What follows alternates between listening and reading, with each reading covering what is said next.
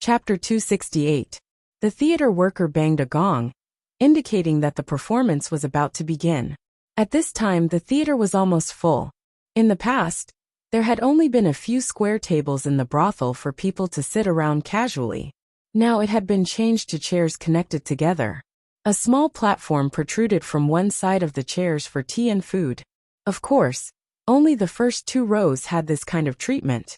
They had to let those people know where the extra copper coins they spent went. Xiao Huan wanted to see a Chinese ghost story, but she didn't make it. She could only watch the painted skin again. Since she had nothing to do, she might as well wait with her. When the curtains were pulled back, a few more figures sat next to Xiao Huan. Li Yi only glanced at them casually. He had just turned his head when he turned back. His expression was slightly dazed. Sitting next to Xiao Huan was a man about 40 years old. His appearance was not unfamiliar to Li Yi. Professor Feng, as Magistrate Dong's god-level lackey. Usually, wherever he was, Magistrate Dong would appear unless something unexpected happened. Li Yi looked over and saw the magistrate sitting next to him. He felt strange. Did the magistrate and the prefectural school professor have nothing to do all day? This was not a place high officials and nobles would come. One of them was in charge of the affairs of the prefecture, and the other was in charge of education. Logically speaking, they should be very busy. Why did they have the time to come here to watch a show? Clearly, Professor Feng also saw Li Yi. After a pause, he turned his head and whispered a few words in Magistrate Dong's ear. Magistrate Dong had a deep impression of Li Yi. His few poems had surpassed all the students in Qing and Fu. He had a close relationship with Crown Prince Ning and Princess Yongla. However, his personality was a bit strange. He was extremely talented, but didn't want to be an official. It was said that he had been made a county officer by the emperor, but he almost never went to the county yamen. The strange thing was, the security of the prefectural city was better than before. In all honesty, Magistrate Dong admired Li Yi very much. Especially that poem. Wanting to speak but not wanting to speak, yet saying that the sky is cold in autumn, won him a deep liking. But he clearly had deep connections with the royal family. Although he wanted to promote him, it was not appropriate for him to do so. She had already forgotten about him, but she didn't expect to bump into him here today. Magistrate Dong shook his head and stopped thinking about these things. Today, he just wanted to see the famous painted skin. He turned his head and said to another man in embroidered robes, "I'm curious what's so special about this painted skin that Brother Yin praised it so much." The man in embroidered clothes smiled and said, "I didn't expect that there would be no lack of capable people in this small brothel. Hidden in these short and strange stories is a profound truth. Under Brother Dong's rule, there are indeed many capable people. Before I left, His Majesty had already decided to implement the disciple rules in our Jing Kingdom as a book for children to learn. Brother Dong's contribution to the education of our Jing Kingdom cannot go unnoticed." Accepting the compliment of the man in embroidered clothes calmly, Magistrate Dong couldn't help but turn his head and look at the young man 2 seats away from him. Li Yi didn't want to flirt with the man, not to mention the other was the magistrate, even if it was the emperor. He didn't even think about immediately going up to greet the magistrate. These important people like to go out incognito. If he put on an appearance of greeting a superior, the magistrate might even blame him for ruining his low profile. One watching ran the brothel very well. There was no other brothel in the city that was cleaner, tidier, and more orderly than this one. Every performance would be slightly improved. The performers relied on their acting skills, not their bodies. They were completely incomparable to those coquettish prostitutes outside. If this place couldn't keep customers, where else could?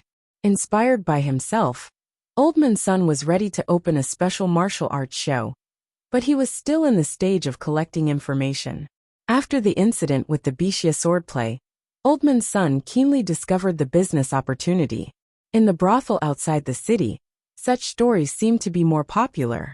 Moreover, the martial arts people were generous and would never be short of money. Sometimes, they would even throw large silver ingots on the stage. Oldman's son had to seize this opportunity. Li gave him a good suggestion. He could collect some strange stories in the martial arts world and ask around. Using the information he collected, he could rank the martial arts masters and revise the rankings according to the latest information. He heard that there was a man named Officer Zhao in Chuzhou City. Although he had always been known for his loyalty, he was actually a rare martial arts master. It was said that he was about to step into the Grandmaster realm. Ordinary people didn't even know this secret. Li Yi didn't pay attention to the performance on the stage. He was lost in his thoughts. If such a theater could be opened all over the Jing Kingdom, it would be a powerful force. Moreover, such a force would not easily attract the attention of others. If he could live such a peaceful life, he would consider it as contributing to the entertainment industry of this world. If there were always people who wanted to step on him, he was afraid that their feet would be pierced by nails. Stupid people, they think of ghosts as beauties. They don't listen to the words of loyalty. They are greedy for beauty. They don't know that a wife who has gone through hardships will gladly swallow the saliva of others. I don't know how many stupid people in the world don't know how to wake up. How sad. When thinking, the most annoying thing was to be interrupted, especially when the man in the brocade robe suddenly stood up and said these words with a laugh. To be able to see such emotions from watching a play, this fellow must have been educated before, and he must have been tormented by the path of sages. Even Li Yi was not satisfied, let alone the other people in the theater. Just when they were enjoying the show, someone suddenly stood up and shouted. Especially when the guy was sitting in the front row. Everyone's view was blocked. What are you shouting for? Hurry up and sit down. They were all commoners. How could they know that the person sitting next to the man was the prefectural magistrate? They only knew that this guy had disturbed their interest in watching the show.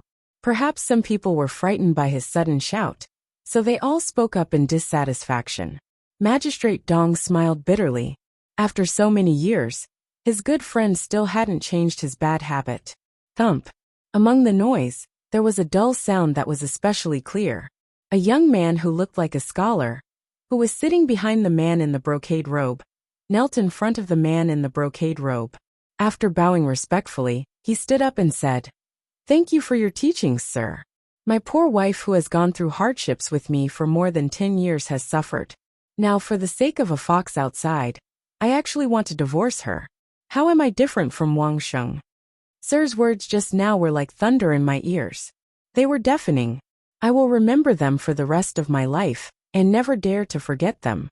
After the scholarly young man finished speaking, he once again bowed to the man in the brocade robe, and strode away without looking back.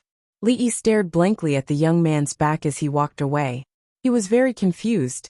Where did they find this actor? It's not too late to mend one's ways. The man in the brocade robe also watched the young man leave with a smile on his face. He stroked his beard, displaying the demeanor of an expert. "I'm talking to you, sit down." If it wasn't for a shoe flying from behind and accurately hitting his face, he might have been able to maintain the demeanor of an expert for a while longer. Chapter 269. Magistrate Dong was shocked to see a large shoe print appear on the face of his good friend from the capital. Official Yan. Professor Feng's little heart couldn't help but beat wildly. How dare they throw a shoe at an official from the capital? These unruly people were simply too lawless. How dare you? Who threw the shoe? A few people around the man in embroidered robes had already stood up and turned to glare at the crowd. What did he say? Is he in the right to disturb the show? Chase them out. The guards of the man in embroidered robes were angry, but the audience was even angrier. It was already kind of them not to be thrown out for making a racket in the theater, but they dared to yell at everyone. They couldn't even watch the show. Weren't the few copper coins spent in vain? In the next moment, the guards were drowned in shoes flying from behind. People had thrown out quite a few people like this who didn't know what was good for them. Every show, there would be one or two unlucky ones. This had even become a tradition in the theater. The smelly shoes flew through the air. Magistrate Dong and the other two were also affected. Of course, they couldn't stay here any longer. They ran outside pathetically and finally let out a sigh of relief. A group of unruly people. This is too much. Professor Feng's face was hit by the sole of a shoe. His face was red and he stomped his feet outside. The man in embroidered robes used his sleeve to wipe his face. He wasn't angry. He shook his head and said, "This is a quiet place to watch the show. It is our fault for making a racket and disturbing others. It is not wrong of us to be thrown out." He turned his head to look at Magistrate Dong and said with a smile, "Under Brother Dong's rule, the people are very tough." Compared to the sorry state of Professor Feng and the man in embroidered robes, Professor Dong looked much better. The shoe had not been thrown on him, and his clothes were very clean. He patted his robes and said, "The one who made a racket was you. Of course it is not wrong of you to be thrown out. We are the ones who have suffered an undeserved disaster." No matter. The man in embroidered robes waved his hand and said, "My words just now have caused Brother Dong's students to repent. Brother Dong, shouldn't you treat me to a banquet to express your gratitude?" "Oh right, Professor Feng. Where is the best restaurant in Qing'an Prefecture? With my meager salary, I can't afford to go to the Drunken Fragrance restaurant." Magistrate Dong smiled and said, "There is a cup of green tea. It is a bit shabby, but it is enough to serve guests. I haven't seen you for a few years, but your stinginess hasn't changed at all, Dong Wenyan." The man in embroidered robes shook his head and sighed. When Li Yi walked out, Magistrate Dong and the others were still standing outside. Xiaohuan wanted to watch the next scene of a Chinese ghost story. She asked a performer to take care of her and walked out alone. Prefectural Magistrate Dong was a boss-level official in Qing'an Fu. Since he had met him as the county magistrate, he naturally had to come up and greet him. The current Li Yi no longer considered the position of county lieutenant to be a troublesome matter. A minor rank 8 official position could eliminate most of the troubles in life. The naive thoughts of the past were long gone. This lowly official greets Prefectural Magistrate. He slowly walked in front of Prefectural Magistrate Dong and cupped his hands in salute. Li Yi had a good impression of Prefectural Magistrate Dong. This Prefectural Magistrate had a good reputation. Last time in the Wang Fu, he had even helped him out of trouble. Prefectural Magistrate Dong looked at him and asked, "County Magistrate Li is not on duty in the Yamen. Why are you here?" Li Yi coughed lightly and said, "A few days ago, I was injured by a scoundrel. After applying for leave, I have been recuperating at home." Prefectural Magistrate Dong was just asking casually. Although he wasn't in the Yamen, the security in the prefectural city was better than before. As the prefectural magistrate, he had specially studied the interrogation methods of the Anshi Yamen's bailiffs and bailiffs, as well as the division of districts. He planned to have the other counties follow suit in a few days. Professor Feng examined Li Yi from the side. He was surprised. After not seeing him for so many days, this rude young man seemed to have changed into a different person. He had become so humble. He wasn't used to it. The new year is approaching. We need more people to maintain the security in the city. As the county magistrate, I am responsible. If you are feeling well, you should return to the Yamen as soon as possible. Prefectural Magistrate Dong nodded and suddenly said, "If I remember correctly, the Rui workshop is not far from here. I am also tired from walking. Why don't we go to your place to rest for a while and have a cup of tea? What do you think, County Magistrate Li?" Li Yi was stunned. Didn't he just rest for a long time in the theater? Sure enough, the higher the official, the more pretentious. It was not a wise thing to refuse the prefectural magistrate. Li Yi nodded and said, "My lord, please." The Rui workshop was next to the brothel. Although the family no longer lived there, Xiaohuan would still go there to clean it every few days. The room was clean and tidy. It was just enough to rest, but there was no tea. After inviting them to sit down, Li Yi went to the theater to get 2 pots of tea. Prefectural Magistrate Dong had already sat down. When he turned around, he found that the man in the brocade robe didn't follow him in. He stood at the door, raised his head and muttered something. The strokes are elegant and graceful. The strokes are tactful and subtle, like moving clouds and flowing water. Good calligraphy, good calligraphy. Just as Dong Wenyan walked out, he heard the man in the brocade robe looking at the plaque above the shop, and couldn't help praising it. He thought to himself that he had actually forgotten that the other party was obsessed with calligraphy and had collected many precious paintings at home. Furthermore, He himself was quite accomplished in calligraphy and painting, so it was normal for him to be attracted to the words on the plaque. Seeing him walk out, the man in the brocade robe looked at Prefectural Magistrate Dong and said, "Wenyan, do you know which master wrote these 3 words? I want to pay a visit. I'm afraid I'll have to trouble you to arrange it." "There is no need to arrange it. The master is right there. If you have any questions, go ask him yourself." Prefectural Magistrate Dong pointed in a direction with a strange expression and said. The man in the brocade robe turned around and saw the young man just now walking over with 2 pots of tea. The man in the brocade robe looked back at Prefectural Magistrate Dong with an expression of disbelief. "Hee, if these 3 words were written by that young man, I will eat this plaque." The man in the brocade robe didn't believe a single word of what Dong Wenyan said just now. These 3 words were written with strong and experienced strokes. It was impossible to write without decades of practice. Moreover, this was done by someone who was extremely accomplished in calligraphy. If it was an ordinary person, they might not be able to do it even after hundreds of years. This young man was at most in his early 20s. How could he have such a level of skill? It was precisely because he was proficient in calligraphy that the man in the brocade robe was so confident. If he didn't know that the young man was called the #1 talent of the Jing Kingdom by the Governor of Education, who was excellent in both poetry and calligraphy, and was able to write a legendary work like Rules for Disciples, Prefectural Magistrate Dong naturally wouldn't believe it either. If County Magistrate Li came back a little later, your plaque would be gone." Li Yi, who walked over, looked at Prefectural Magistrate Dong with a confused expression. He didn't know what to say. He strode to the door and ordered a guard. The guard didn't hesitate either. He leaped up and tapped twice on the wall. His entire body climbed onto the signboard, and he quickly removed the signboard with the words Rui Square written on it. He held the signboard firmly as he jumped to the ground.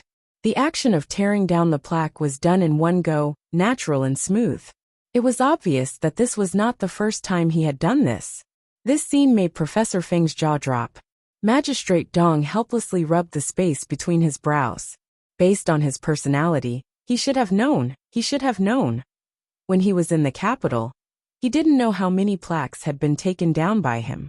It was to the extent that people who had hired a master to inscribe their inscriptions would take down their plaques and hide them at night to prevent them from being stolen at night. He probably had his eyes on this signboard from the very beginning. Magistrate Dong looked up to the sky and sighed. If he had known earlier, he would have taken the initiative to gain the upper hand. He wouldn't have let this fellow have it so easily. One had to know that he had his eyes on this signboard a long time ago. As for asking Li Yi to specially inscribe his inscription, with his status, he couldn't bring himself to do it. It's rare to come across such a good dish to go with wine today. Brother Wenyan, take your time and drink your tea. I'll make a move first. The man in embroidered robes laughed heartily and strode out. Stealing in broad daylight. Yan, do you still have any shame? Magistrate Dong shouted from inside the room. Haha, how can the affairs of a scholar be described as stealing? The man in embroidered robes laughed wildly.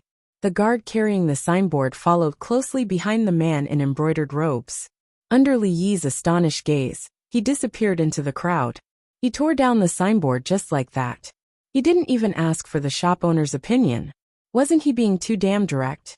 He even said he was a high-ranking official from the capital. Were all officials in the capital like this? Haha, that's his personality.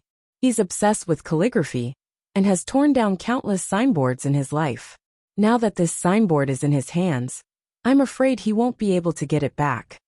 Magistrate Dong stood up and said somewhat helplessly, I will compensate you for the losses here. What else could Li Yi say?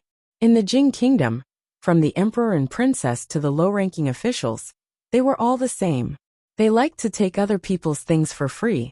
You can take away the signboard, but at the very least, you should at least show some appreciation, right?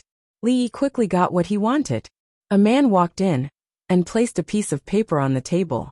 He said, This is my lord's name card. If you come to the capital, you can use this name card to find him at the Yen Manor. At first Li Yi thought it was a banknote. After looking at it for a while, he found that there was nothing on the paper except for the word yen. Was this the so-called name card? There wasn't even a complete name. It was extremely sloppy. Although the shop owner didn't accept money when the signboard was made, he wouldn't have exchanged it for such a useless piece of paper. He casually threw the piece of paper on the table. The signboard had been taken away by that guy. It seemed that he wouldn't be able to get it back. After a while, when the Rui workshop reopened, he would have to order another one. Professor Feng saw that Li Yi didn't think much of Sir Yan's name card and reminded him, "Don't underestimate this name card. Sir Yan is an assistant minister of the Ministry of Personnel. The appointment, dismissal, examination, promotion and transfer of civil officials are all handled by the Ministry of Personnel. Making friends with Sir Yan won't be bad for your future promotion." Li Yi didn't know the background of the man in embroidered robes, but Professor Feng couldn't be clearer about it. The Yan family was considered a large family in the Jing Kingdom. Many people in the family held high positions and were deeply trusted by His Majesty. Making friends with the Yan family would certainly make his career much smoother. Although the two of them didn't see eye to eye, Professor Feng only disliked him for not making progress. This was the professional quality of being a professor of the prefectural school. There were no personal grudges. His kind reminder this time was only in the hope that he could change his bad habits and work hard to obtain scholarly honors. Serving the country as soon as possible was the right path. Li Yi didn't expect Professor Feng to say these words to him. Seeing the sincerity in his tone, he was slightly moved. Although the two of them didn't get along, it was undeniable that Professor Feng was a true gentleman. Putting away the name card, Li Yi bowed to him with a solemn expression and said, "I'll remember it. You're worth teaching."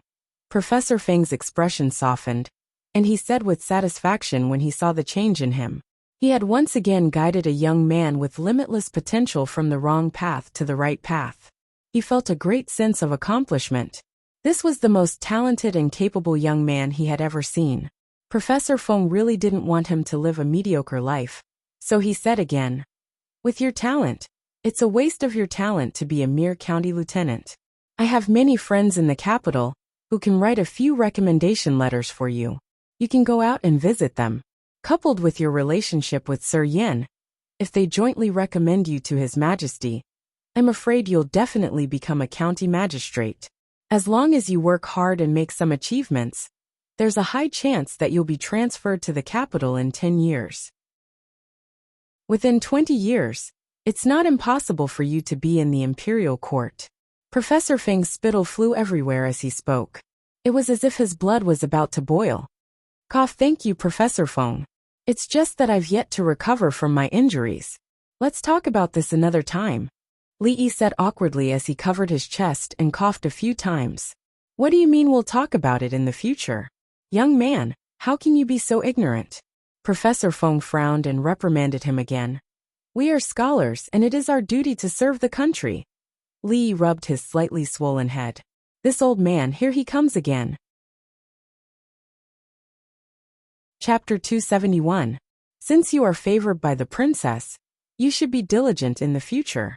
Don't say that you don't want to be an official anymore. I really hope to see the day when you and I become officials in the same court. Magistrate Dong said a few words of encouragement, and then left with Professor Feng. It was obvious that he saw Li Yi as a junior with a bright future. Professor Feng said a few words.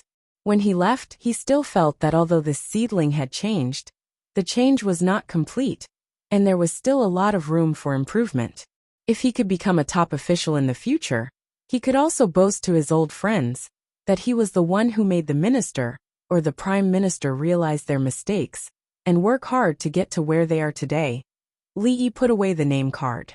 He didn't want to go to the capital to visit Lord Yan.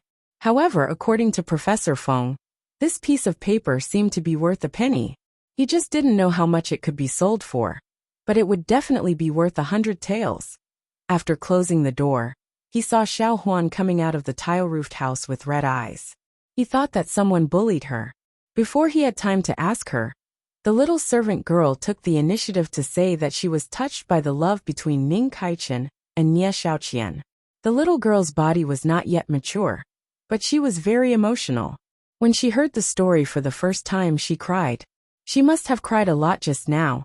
She was a little depressed at first, but after Li bought her a sugar figurine, she held it in her hand and couldn't bear to eat it. She just looked at it. Li bit off the head of the sugar figurine, and the rest was easily eaten by Xiaohuan. Li wandered on the streets of the prefecture with the little servant girl. At the same time, the princess and her people, who were travel-worn, finally arrived at the capital after a few days of travel. There were already imperial guards waiting outside the city. They cleared the way, leaving a trail of dust behind them to the palace. Is this the celestial punishment that Immerse mentioned in the letter? In the main hall, Emperor Jing put his hands behind his back and looked at a few fist-sized black clay jars on the table. He couldn't hide the doubt on his face. Yes, father. Don't look down on these small jars. Although they are small, they have the power to destroy the world. After many days of travel, Immerse couldn't hide the exhaustion on her face. But the matter of celestial punishment was too important. After entering the palace, she didn't take any rest, and put it on her father's desk as quickly as possible. Emperor Jing still had some doubt on his face. How could the power of celestial punishment be in the hands of a human? Even he, as the emperor, didn't have this qualification. Changde, who had been accompanying Emperor Jing, also had a trace of suspicion on his old face. It was incredible that such a small thing had the power to destroy the world. His Majesty had let him read the letter, and he still had a lot of doubts about the princess's description. Seeing is believing. Li Mingzhu knew that this matter sounded unbelievable. If she did not see it with her own eyes, she would not have believed it no matter what.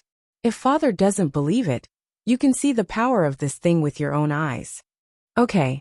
Emperor Jing laughed and said, I will personally see how it can destroy the world. After saying that, he reached out to pick up the clay jar on the table. Father, you can't. Li Mingzhu moved faster than him, and picked up the heaven's punishment first. She looked at Emperor Jing, who looked at her in confusion, and explained, This thing is extremely dangerous. If you are not careful, it will be triggered. Father is the emperor, so you can't take risks. She turned to look at Changde and said, Let Chief Chang do it. When Changde heard this, the corner of his mouth couldn't help but twitch, but he quickly said, Princess is right. Your Majesty's body is priceless. You can't take risks. Let this old servant do it for you. He looked back at Immerse and asked, May I ask, Princess, how do I use this thing? Use a match to ignite the wire outside. Immerse pointed to the wire outside the clay jar and said, Seeing that Chief Chang took out a match and seemed to be about to carry out this great experiment in this palace, Mingzhu's heart suddenly jumped, and she shouted, Wait! Your Highness, is there anything else? Changde raised his head and looked at her with a puzzled face. Immerse glared at him and said, It's too dangerous here. Take it outside and try it. She had seen the power of celestial punishment countless times, especially under the inspiration of Li Yi. After several days and nights of improvement by Shen Liang, the power had increased by more than one level. If it was really triggered in this palace, all of them would be buried inside if they were not careful. Chief Steward Chang didn't understand how dangerous a small jar could be with so many guards around His Majesty. Her Highness was being a little too careful. Then listen to Immerse and go outside. Emperor Jing did not care and said with a smile, His Majesty had spoken. Although he felt that it was not necessary, Changde still went out. Of course, the celestial punishment, for the experiment, would not be mixed with iron nails and pieces of broken iron. This thing could even penetrate the wall. If something happened to his imperial father, no one could bear the responsibility. Not to mention the iron pieces. Even the broken clay jar was very dangerous when it exploded.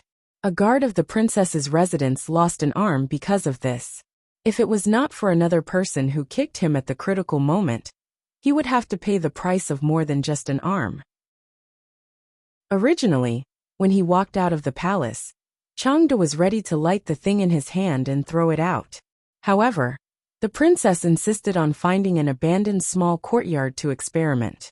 He was very puzzled that Princess Yongla, who had always been bold since she was a child, suddenly became so timid. However, he could not disobey the princess's orders.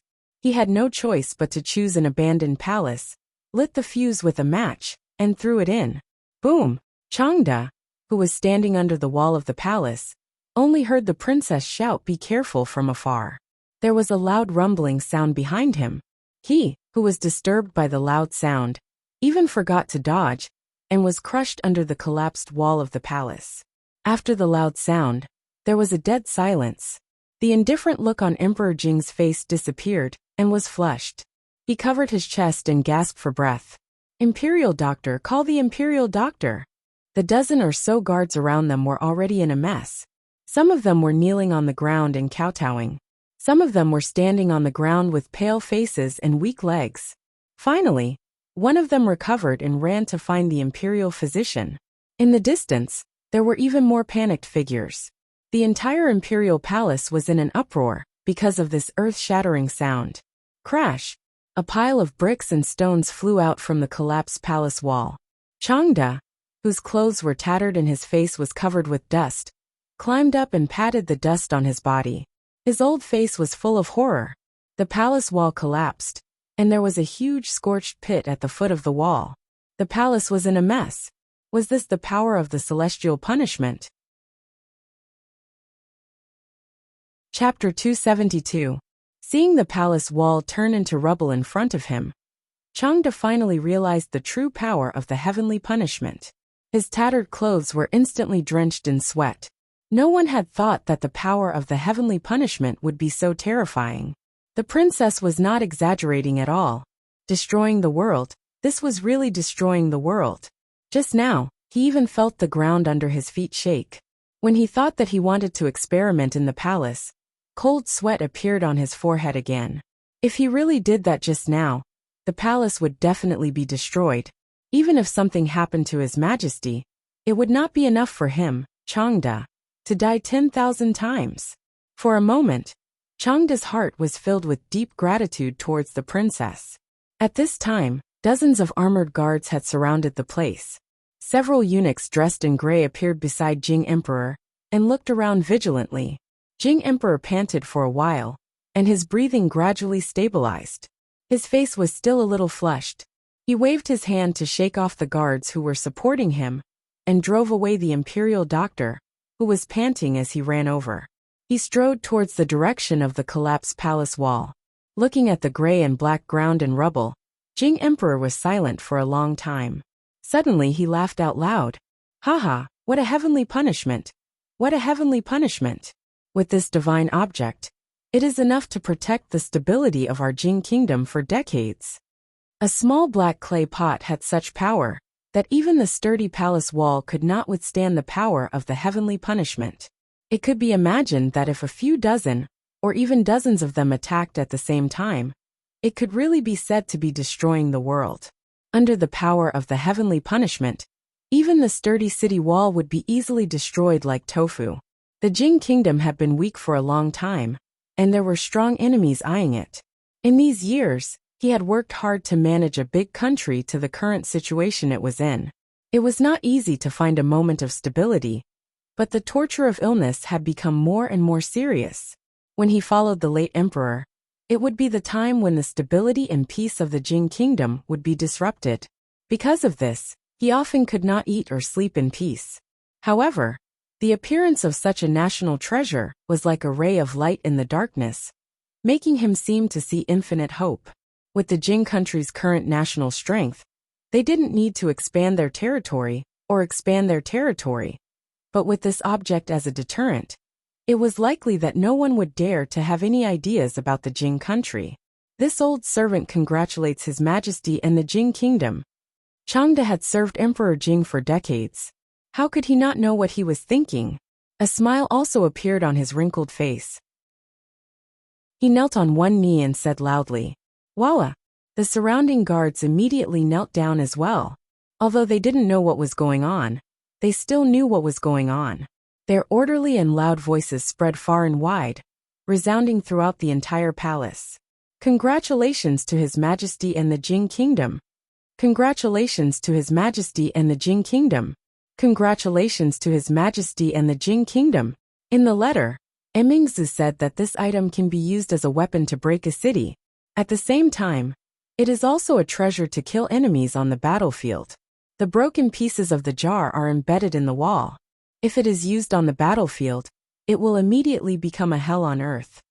In the palace, Emperor Jing looked at the few jars on the table and nodded with satisfaction. Father, these are only used for testing. The real sky punishment will be mixed with iron nails and pieces to increase its power. Once it explodes, there will be no survivors within 3 feet. Emingzu pointed at the jar on the table and said. Changde heard this and took a deep breath. Even the broken jars could be embedded in the wall. What kind of power was that? If it was an iron weapon, if the sky punishment that he ignited was like what the princess said, he would have been turned into a sieve by now. An individual's martial strength was not worth mentioning in front of the power of heaven. After being stunned for a moment, Emperor Jing's smile became wider. He said the word good a few times in a row. Suddenly, a trace of sharpness appeared in his eyes. Qi Kingdom, the new year is coming. I plan to give you a big gift. I hope you will like it. He seemed to have seen the scene of the Qi Kingdom soldiers fleeing in panic in front of the sky punishment. He felt the depression that had accumulated in his heart for a long time was swept away. He turned to look at Emingzu and asked, How much does it cost? Emingzu said respectfully, Father, it is easy to make. The materials used are cheap and the cost is very low. The sky punishment was powerful. Even if it was expensive to make, Emperor Jing would not give it up. Now that he heard that it was cheap, he was overjoyed. After thinking for a while, he looked at her and asked, Who made it? Where is he now? A trace of hesitation flashed on Mingzhu's face, but it quickly disappeared. She said, The one who made the sky punishment was a performer called Shen Liang in Qing'an Prefecture. His ancestors were all cigarette makers. He accidentally discovered the formula of the sky punishment. After I learned about it, I immediately controlled him and brought him to the capital. The people of the princess's mansion also participated in the production of the sky punishment. However, only Shen Liang and I know the core formula. Emperor Jing let out a long sigh of relief. The last trace of worry in his heart was gone. In the future, Shen Liang will be responsible for supervising the production of the sky punishment. He is not allowed to contact outsiders. I will send people to mark out a place outside the city for the research and development of the sky punishment. In addition, I will send 50 craftsmen and 1,000 imperial guards to the war zone. I want to see whether the soldiers of the Qi Kingdom are more powerful, or the power of the Jing Kingdom. Emperor Jing issued several orders in a row.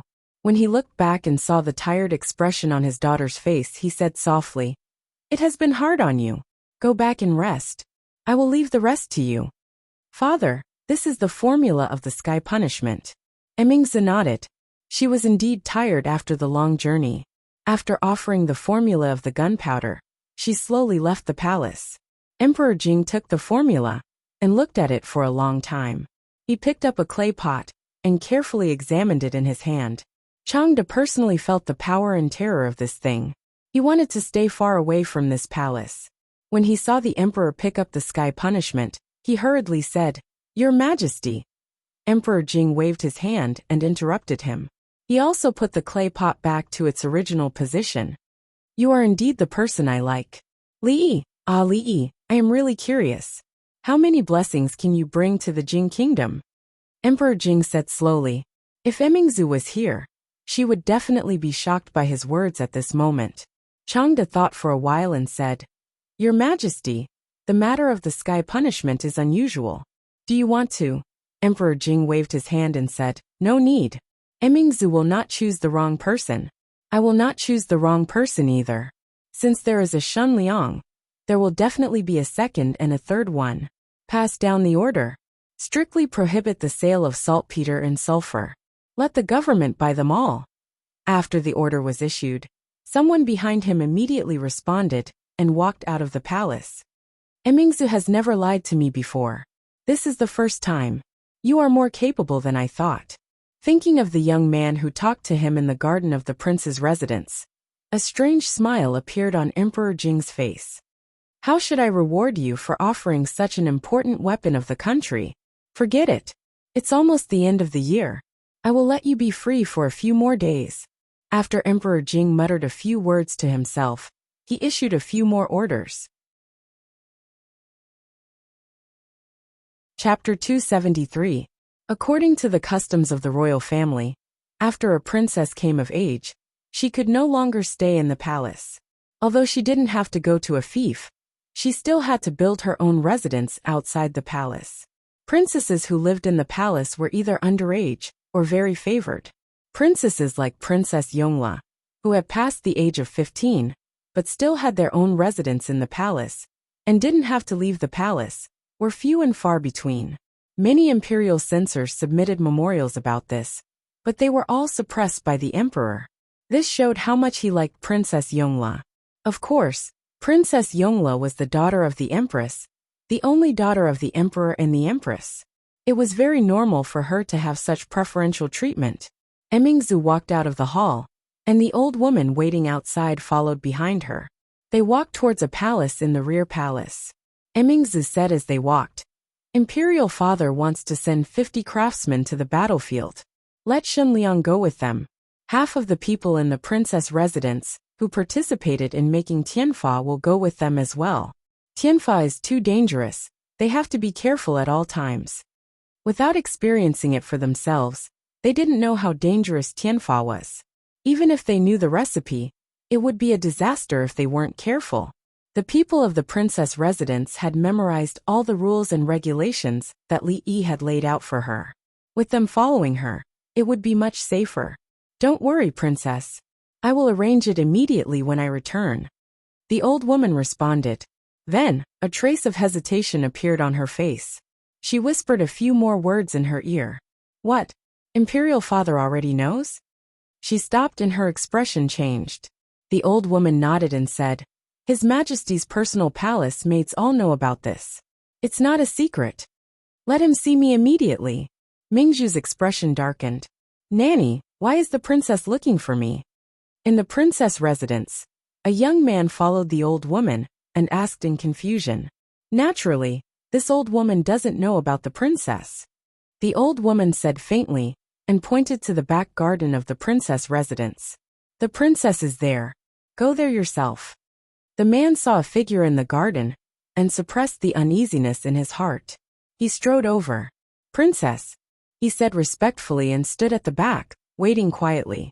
Emingzu turned her head, and a trace of disappointment appeared on her face as she said, "Guard Lu, you've been working in the princess residence for quite some time, right?" "Princess, I am indebted to the princess for her promotion. I have been in the princess residence for 5 years." The young man said slowly, "From tomorrow onwards, you will be Shenliang's personal bodyguard. Tianfa's matter is of great importance. You must ensure that the secret formula will not be leaked, and you must not let anything happen to Shenliang." Emingzu looked at a plum blossom that had yet to bloom in the garden as she spoke plainly. As if he had thought of something, the young man's face suddenly turned pale. His knees went soft and he knelt down. He kowtowed as if he was pounding garlic and shouted, "Thank you, Your Highness. From now on, as long as the secret recipe exists, this subordinate will exist. The secret recipe is faulty. This subordinate will atone for it with his life." 1,000 imperial guards left the imperial palace in the middle of the night. The sound of the horses' hooves on the stone floor seemed to shake the entire capital. No one knew what had happened. The people in the city all closed their doors and windows and hid in their homes. After the dust settled, pairs of eyes peeked out from the cracks in the doors, guessing what had happened. The palace had not made such a big move in a long time. As for the officials in the capital and the rich and noble families, many of them did not sleep the whole night. Their backs were drenched in cold sweat. For so many imperial guards to be mobilized, something big must have happened. They just didn't know who would be the unlucky one this time. They just hoped it wouldn't be them. When the sky brightened and nothing special happened, everyone could finally relax.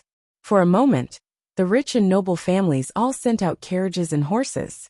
Officials of all levels walked around each other to gather information. Compared to this matter, the matter of the princess residence, changing the guard leader, was not worth mentioning. At the same time, in the faraway Qing and prefectural city, It was far from the somber atmosphere of the capital. As the new year approached, the prefectural city became livelier day by day. After a busy year, it was finally the day when everything could rest. Other than the peddlers and a few people with special professions, most people would choose to give themselves a holiday and enjoy life. The large and small brothels inside and outside the city were packed from morning to night. In particular, the theaters in the prefectural city, as well as the large brothels that had been built outside the city, became the favorite place of entertainment for most people. There were all kinds of performances, puppet shows, movie shows, and all kinds of programs. It was enough to dazzle the eyes.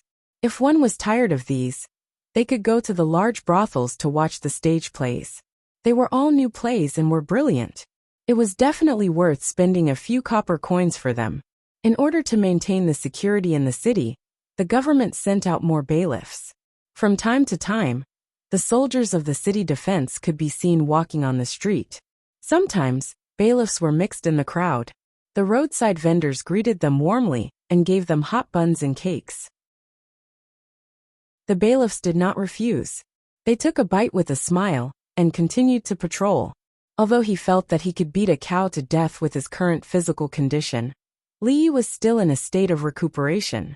Anyway, before Her Highness left, she had asked for a long sick leave for him. The task of maintaining the security was handed over to County Magistrate Liu. After all, capable people should do more work. As for ordinary small cases, with Liu Yi's help, there wouldn't be any problems. This kid was born to do this. No one knew how he had been muddle-headed in the past, but this time, he suddenly became enlightened. He had solved several old cases, and his reputation had spread across several counties. It was said that no criminal could hold on for the time it took for 2 incense sticks to burn under his hands. This was how a qualified subordinate should be. Li Yi was extremely proud of his discerning eyes. When he woke up, he washed his face with cold water. After shivering for a while, he suddenly felt refreshed. Today was the Lunar New Year. According to the customs here, people should start to buy New Year's goods and offer sacrifices to the kitchen god. The customs of the Lunar New Year in later generations were different in different places. Li Yi did not know how to celebrate the Lunar New Year here. It was enough for Xiaohuan and Rui to know. After what happened last time, they no longer lit the stove at home at night. But they still lit the fire every morning. For the first time, Li Yi felt that carbon monoxide was also a good thing. It could actually promote the relationship between husband and wife. He was not Lu Xiaohui.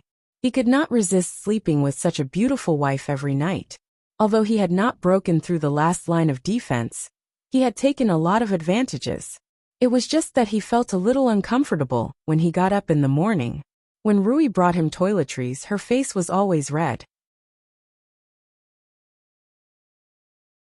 Chapter 274. After the Little New Year, there were only 6 or 7 days left before the Spring Festival.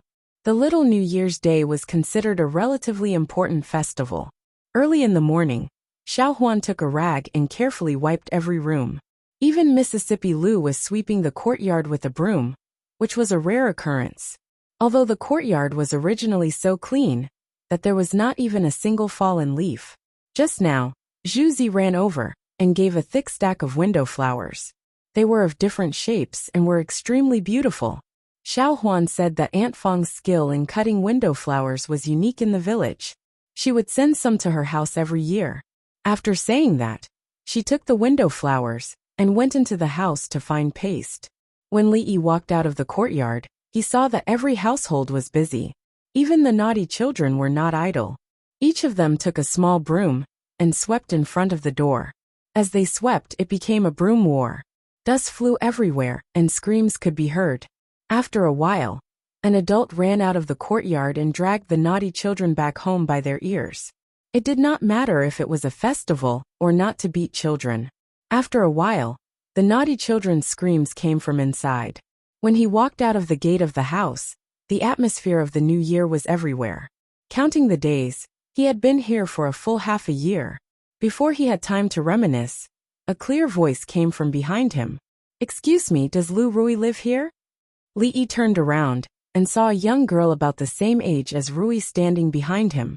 She was carrying a small bag on her back and holding a long sword in her hand. She was standing there and looking at him. "Young master, what's wrong?" A man strode out from inside and stood beside Li Yi. "Why are you looking for Rui?" Li Yi looked at her and asked. Looking at the young girl's attire, she looked like a person from Jianghu. It seemed that she did not have good intentions. "She is indeed here." A hint of understanding appeared on the young girl's face. She said lightly and strode into the house. "Stop." This young girl was obviously looking for trouble. How could old Su, who was standing beside Li Yi, let her enter so easily? He reached out to grab her shoulder. Your martial arts are too weak. I won't fight with you." The girl lightly struck out with her palm and landed it on old Su's shoulder. Old Su involuntarily took a few steps back and leaned against the door to stabilize himself. Just as he was about to fight again, Li Yi waved his hand and said, "There's no rush. Let's see what she wants first." She didn't look like she was here for revenge. Ever since all the bandits from the Greenwood Forest were killed, they hadn't met anyone else who was blind. Li Yi was not worried at all. Rui had always been modest about her martial arts skills. Last time, he indirectly asked Mississippi Lu about it, and the answer he got was that the number of people in the entire Jing Kingdom who could defeat his sister could be counted on one hand. Li Yi looked left and right, looking up and down, but he didn't feel that this hand included the girl. "You're going the wrong way. See, the person you're looking for is in the yard over there." Seeing the girl wander around the house like a headless fly, Li Yi kindly pointed her in the right direction. "Young master, this girl is..." Fong walked out of his yard and looked at the strange girl, asking in confusion. Li Yi shook his head, indicating that he didn't know either. The girl entered the yard with a small bag on her back. When she looked up, she saw a woman about her age, or maybe just a little older, standing in the yard, sweeping with a broom in her hand.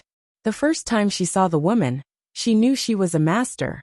"You're Lu Rui, the number 1 on the Wuling hero list and the heaven list?" The girl untied the small bag on her back and threw it aside. With a flash of cold light, she pulled out the long sword in her hand and held it in front of her chest. She bowed to the woman in front of her and said, "I want to challenge you. If I win, you have to give up your number 1 position on the heaven list to me." Wuling hero list? What's that? Fong was dumbfounded. He only understood that the girl wanted to challenge the second young mistress. As for the rest, he didn't understand a single word. Fong and the others didn't understand, but Li Yi did. The Wuling hero list was something that Oldman's son had created not long ago under his instructions. After a comprehensive analysis of the strength and reputation of the masters in Wuling, the ranking would be made. The higher the ranking, the stronger the master. This list was mainly divided into the heaven list, the earth list, and the mortal list. The heaven list was the strongest, followed by the earth list, and then the mortal list. Above these 3 lists, there was a guru list. However, there were only a few people on the guru list. Every one of them was a famous guru master in Wuling. With a stomp of their feet, the whole Wuling would shake. The heaven list, the earth list, and the mortal list had 100 people on each list. Of course, time was limited, so Oldman's son and a few old friends had only sorted out 50 people on the heaven list. In order to ensure the authority of the list, Wu Er found a few friends in the martial arts world to participate in the ranking of the list. Some storytellers in the brothels outside the city made the deeds of the heroes on the list into stories. 1 to 10, 10 to 100. Soon, even an 8-year-old child was familiar with the affairs of the martial arts world. Originally, the people of the martial arts world did not care much about these things. However, the person who made the list seemed to be very familiar with the martial arts world. The heaven list almost covered all the famous top experts in the martial arts world. There was also a very detailed explanation of their ranking order. It was able to convince people. Gradually, it actually gained the recognition of most people. At this time, many people couldn't sit still. Needless to say, those on the guru list were all seniors who had dominated Wuling for decades. They didn't dare to compare with them. The few people at the top of the heaven list had outstanding achievements, so they didn't have any objections to being ranked in front of them. For example, the number one woman on the heaven list, surnamed Lu. In the past 2 years, the number of masters who had fallen in her hands could not be counted. Dozens of Lulin masters went to find trouble with her, but none of them returned. They were sincerely convinced that she was ranked first. However, those who were on the list were naturally secretly delighted. People lived in this world for nothing more than fame and profit. No matter how high one's martial arts was, it was useless if others didn't know about it. Everyone hoped that their strength would be recognized by others. For scholars, there was a Zhuang Yuan, Bang Yan, and Tanhua in the imperial examinations. For martial artists, there was a Wulin hero list. It was a very normal thing. However, although there was no first place in literature, and no second place in martial arts, which martial artists would be willing to admit that they were second? Li Si, who was ranked 50th on the heaven list, after a little joy, was quickly dissatisfied. That bastard Zhang San was actually ranked 49th on the heaven list. Why was he ranked ahead of him? That bastard was obviously no match for him. If he could defeat him, wouldn't his ranking increase? Little did he know that Zhang San, who was ranked 49th, was also feeling uncomfortable. Years ago, he had fought with Wang Er, who was ranked 48th on the heaven list. Although he lost, he had improved rapidly in the past few years. If he met him again, the outcome was uncertain. Why was he ranked ahead of him? Also, who was that Zhao Yuanwei, who was ranked 40th? Was there such a person in the martial arts world? Of course, those who were not on the list were not very satisfied either. They thought that their strength was greater than those on the list. Why were they not on the list? Of course, no one would think of finding those storytellers to add themselves to the list. That would be laughed at by their peers in the martial arts world. Moreover, they did not know where the list came from. They could not find the person at all. Moreover, he was so familiar with the martial arts world. It meant that he must be someone in the martial arts world. There was no doubt about this.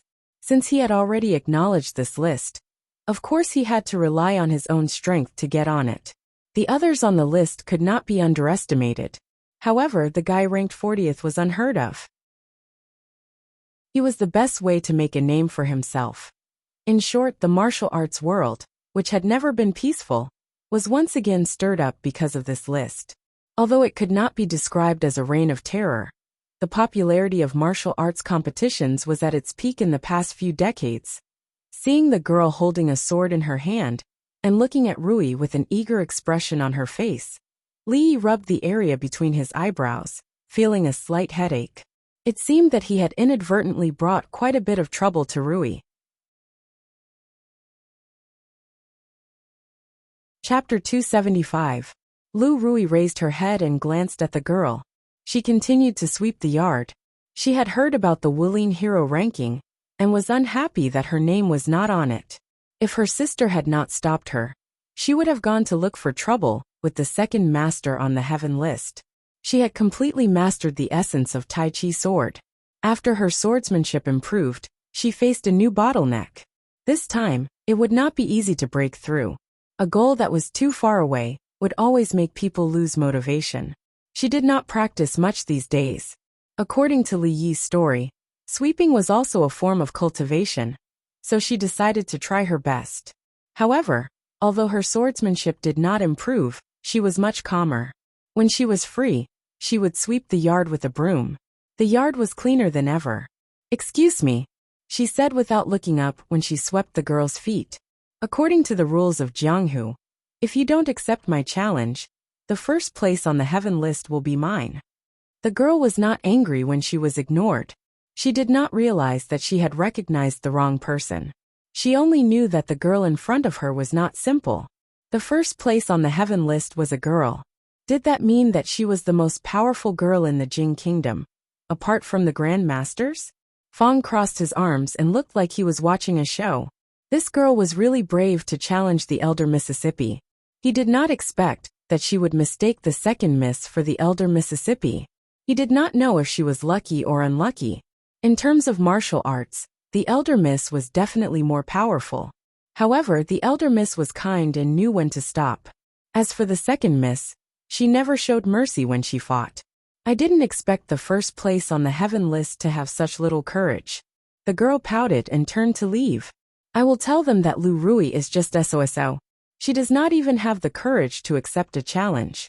How can she be the first? As soon as the words left her mouth, her expression suddenly changed. She whipped her head around, only to find a fair hand resting on her slender neck.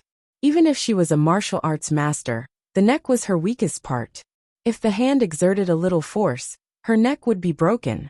This is a sneak attack. She glared at him and said, unconvinced.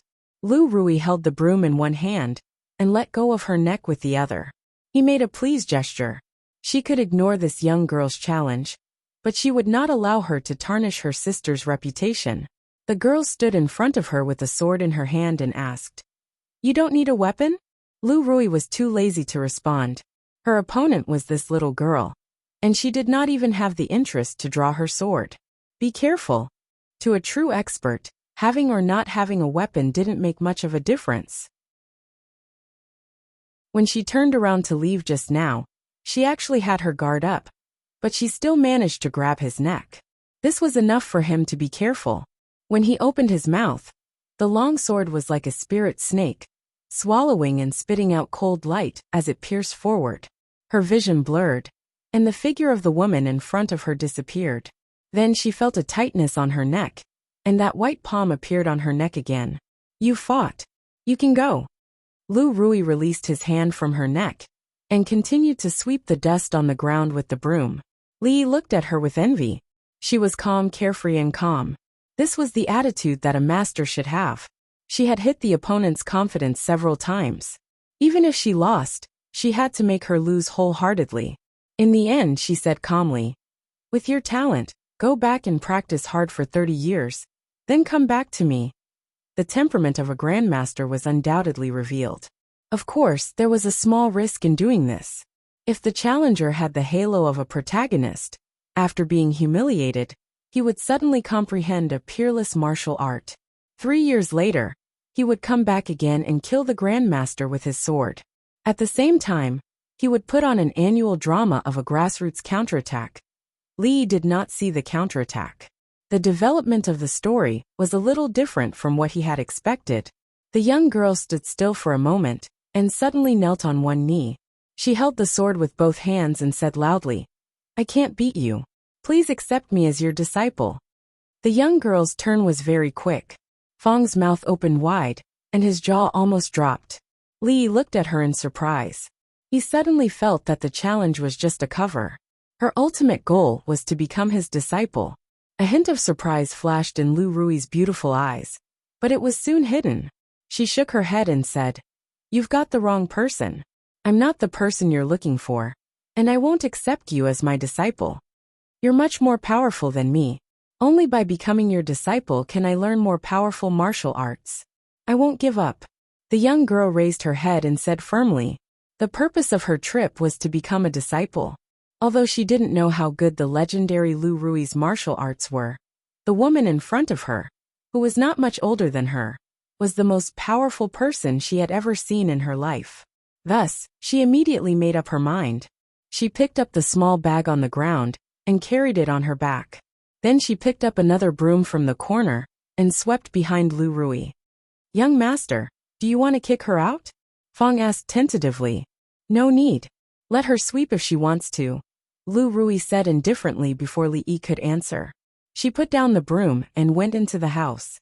Xiao Huan held Rui's hand and walked out of the house. She asked Li Yi, "Young master, when are we going out to buy? Who's this sister?" "Hee, let's do it. 40 on the hero ranking and heaven ranking. Congratulations, Brother Zhao. I didn't expect Brother Zhao to be so secretive. Brother Zhao was too humble in the past. We were all fooled by you. After we drink our fill, we must learn from Brother Zhao." Chuzhou Xiangqing. In Squire Zhao's house, more than 10 Jianghu people drank to their heart's content.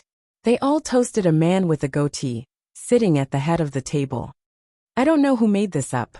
How can I get a place on the hero ranking?" Squire Zhao said with a dry laugh. He knew his own strength very well. He had some life-saving methods that others didn't know about, but he was definitely not that powerful. Brother Zhao, you are wrong. The hero ranking has been recognized by the people of the Jianghu. Everyone is proud to be on the hero ranking. Brother Zhao, you don't have to be humble anymore, someone said with a wave of his hand. Squire Zhao didn't explain this time. This matter was indeed very useful for increasing his reputation. It could probably attract more Jianghu people to join him. It was not a bad thing. Haha, let's drink. He laughed and temporarily changed the topic. Bang! While everyone was drinking happily, there was suddenly a muffled sound from the side. The door of the Zhao mansion collapsed and dust flew up. A burly figure walked in from outside. Who are you? After being stunned for a moment, someone immediately put down his wine bowl and walked over angrily. How dare he destroy the door of the Zhao mansion in front of so many people? Was he looking down on them? He walked to the side of the burly man and was about to stop him. But he was punched by the burly man. He fell to the ground and spat out a mouthful of blood. His eyes were filled with fear. Seeing this, the people around the table all stood up with murderous gazes.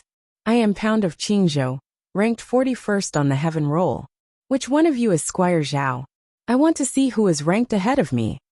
The burly man laughed wildly. His voice was as loud as a giant bell. So you are a master on the heaven roll. Sorry for not recognizing you. A man from Qingzhou dares to challenge Chuzhou? Do you think there is no one in Chuzhou? You are only ranked 41st on the heaven roll. How can you be compared to our brother Zhao? Yes, brother Zhao, show him your power. Hearing that this person was only ranked 41st on the heaven roll, behind Squire Zhao, everyone's faces relaxed and they urged him. No one noticed that Zhao Yuanwei, who was hiding at the back of the crowd, was pale as a sheet. Chapter 276. A few years ago, when he could only eat one meal at a time, it was already good enough to have a bowl of porridge during Chinese New Year. Now that he was not short of money, he could not continue living like that. Shopping for Chinese New Year goods was a must. After walking around the streets, Li could not carry all the things he bought with his two hands. Martial uncle, let me carry it. The girl who insisted on becoming Rui's disciple hurried over and said. Unknowingly, he had grown up a generation. Li enjoyed being called martial uncle. But he still shook his head to show his refusal. Although the girl seemed to want to be Rui's disciple, her master did not agree. As the martial uncle, he could not overstep his boundaries and do things for her. Mississippi Lu did not agree, nor did she chase her away. The girl simply followed them. She did not put down the sword in her hand, but the small bag on her back was left at home.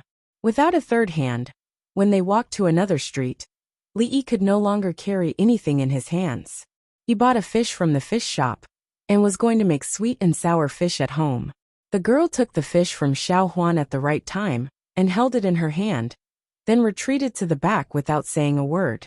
The young maidservant glanced at her.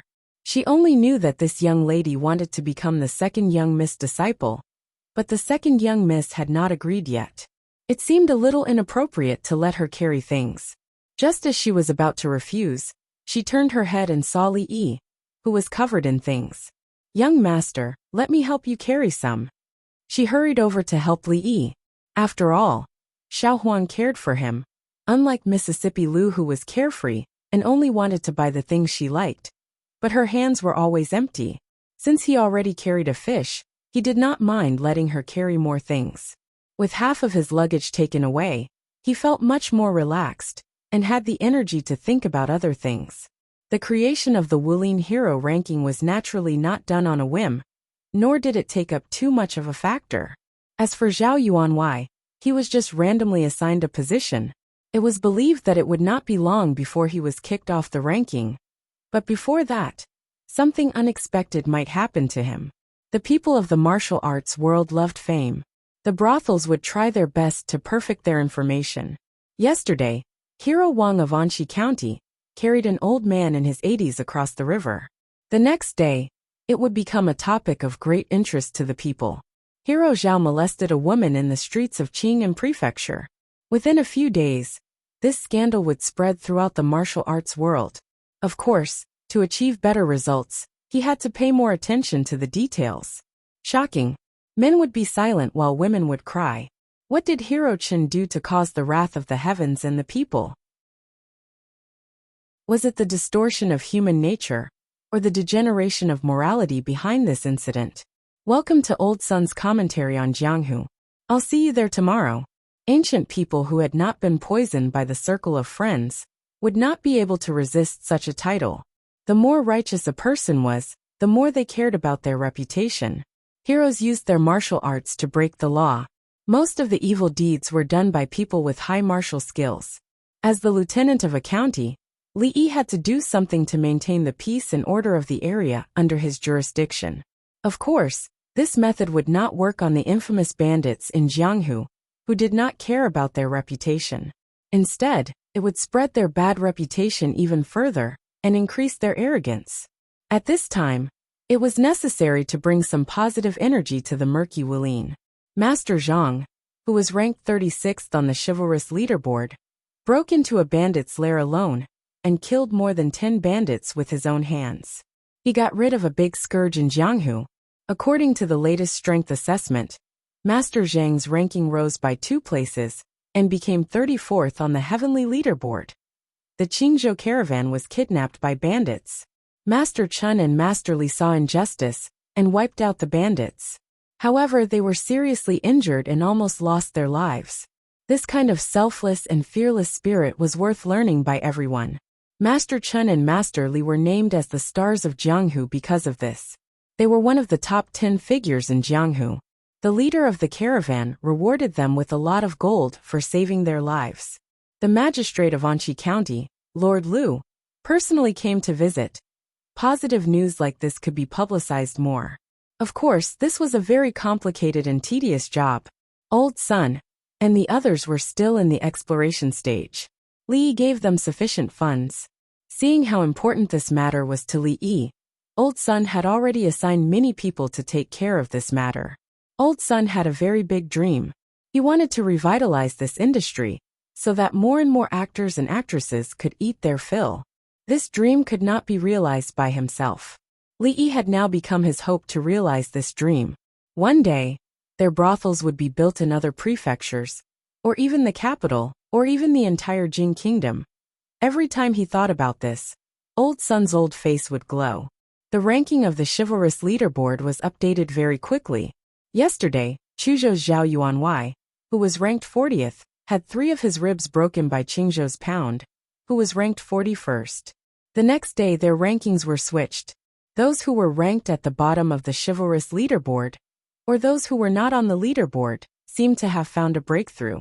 They all expressed their desire to challenge Zhao Yuanwei. In view of his injuries, in the spirit of humanitarianism, everyone was willing to give him half a month to recuperate. It was said that in order to decide who would be the first to challenge, a few heroes fought. The scene was very intense. Some of them were even more seriously injured than Zhao Yuanwei.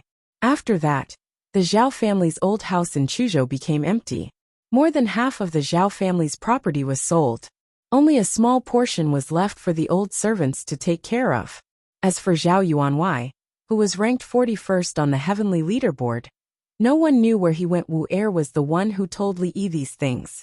Wu Er had now become Old Sun's martial arts consultant. He received a monthly salary of 500 copper coins. All he needed to do was to ask his friends in the martial arts community to pay attention to the big and small matters in the martial arts community. The more valuable the information he provided, the more rewards he would receive. After Old Sun's team organized the information and told it to the people in the martial arts community, they received a large sum of money. A small portion of the money was used to put up rewards. It seemed that he had underestimated Old Sunday. With his efforts, this great cause was becoming more and more prosperous. Almost all the poor actors in Anqi County had been integrated by him. Spacious brothels were also spreading to further places. Due to the declining business of ruidu and hard liquor, the family's income, which had been decreasing every day, increased again. Even Li Yi had to admit that he had underestimated the huge potential of the brothels. After lying in the courtyard for a short while, Xiao Huan had already come to complain twice. The target of her complaint was, of course, the girl named Yang Liuqing, who was still begging Rui to take her as a disciple. The girl was young, but she was very persistent. Since Rui did not agree, She would come every day before dawn to clean the courtyard, boil water, and chop firewood. After she was done with these chores, she would take a rag and wipe every place in the house until it was spotless. Most of these chores were done by Xiao Huan, but they were all snatched away by her. The servant girl had never been so free in her life. He had told her several times not to come anymore, but she never listened. She did not say a word, and only knew how to work hard. Even Li Yi was a little touched by her. Young master, say something about her. She does all the chores, and Xiao Huan has nothing to do. The servant girl looked at the girl who started to clean the courtyard with a broom in dissatisfaction, and said while hugging Li Yi's arm, "Isn't it good to have nothing to do?" Li Yi knocked her head lightly and said, "Go play with Sister Su and the others. Let her do these chores if she wants to." Before Xiao Huan left, Li Xian walked in from outside and pointed at the unfamiliar girl in the courtyard suspiciously.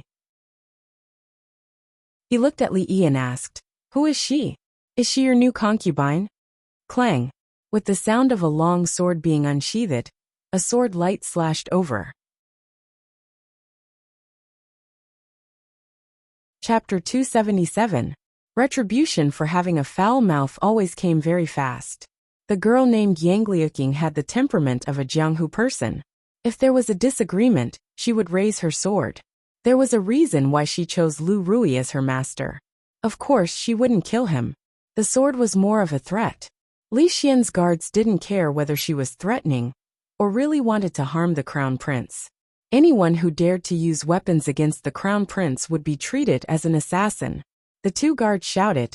A flash of sword light flashed and collided with Yang Liuqing's sword. There was a sound of metal colliding. The girl couldn't help but take a few steps back. Li Xian's guards were all experts who were picked out of 100 or 1,000. Their strength was obviously better than Yang Liuqing's. Li Yi didn't have a clear understanding of the girl's strength.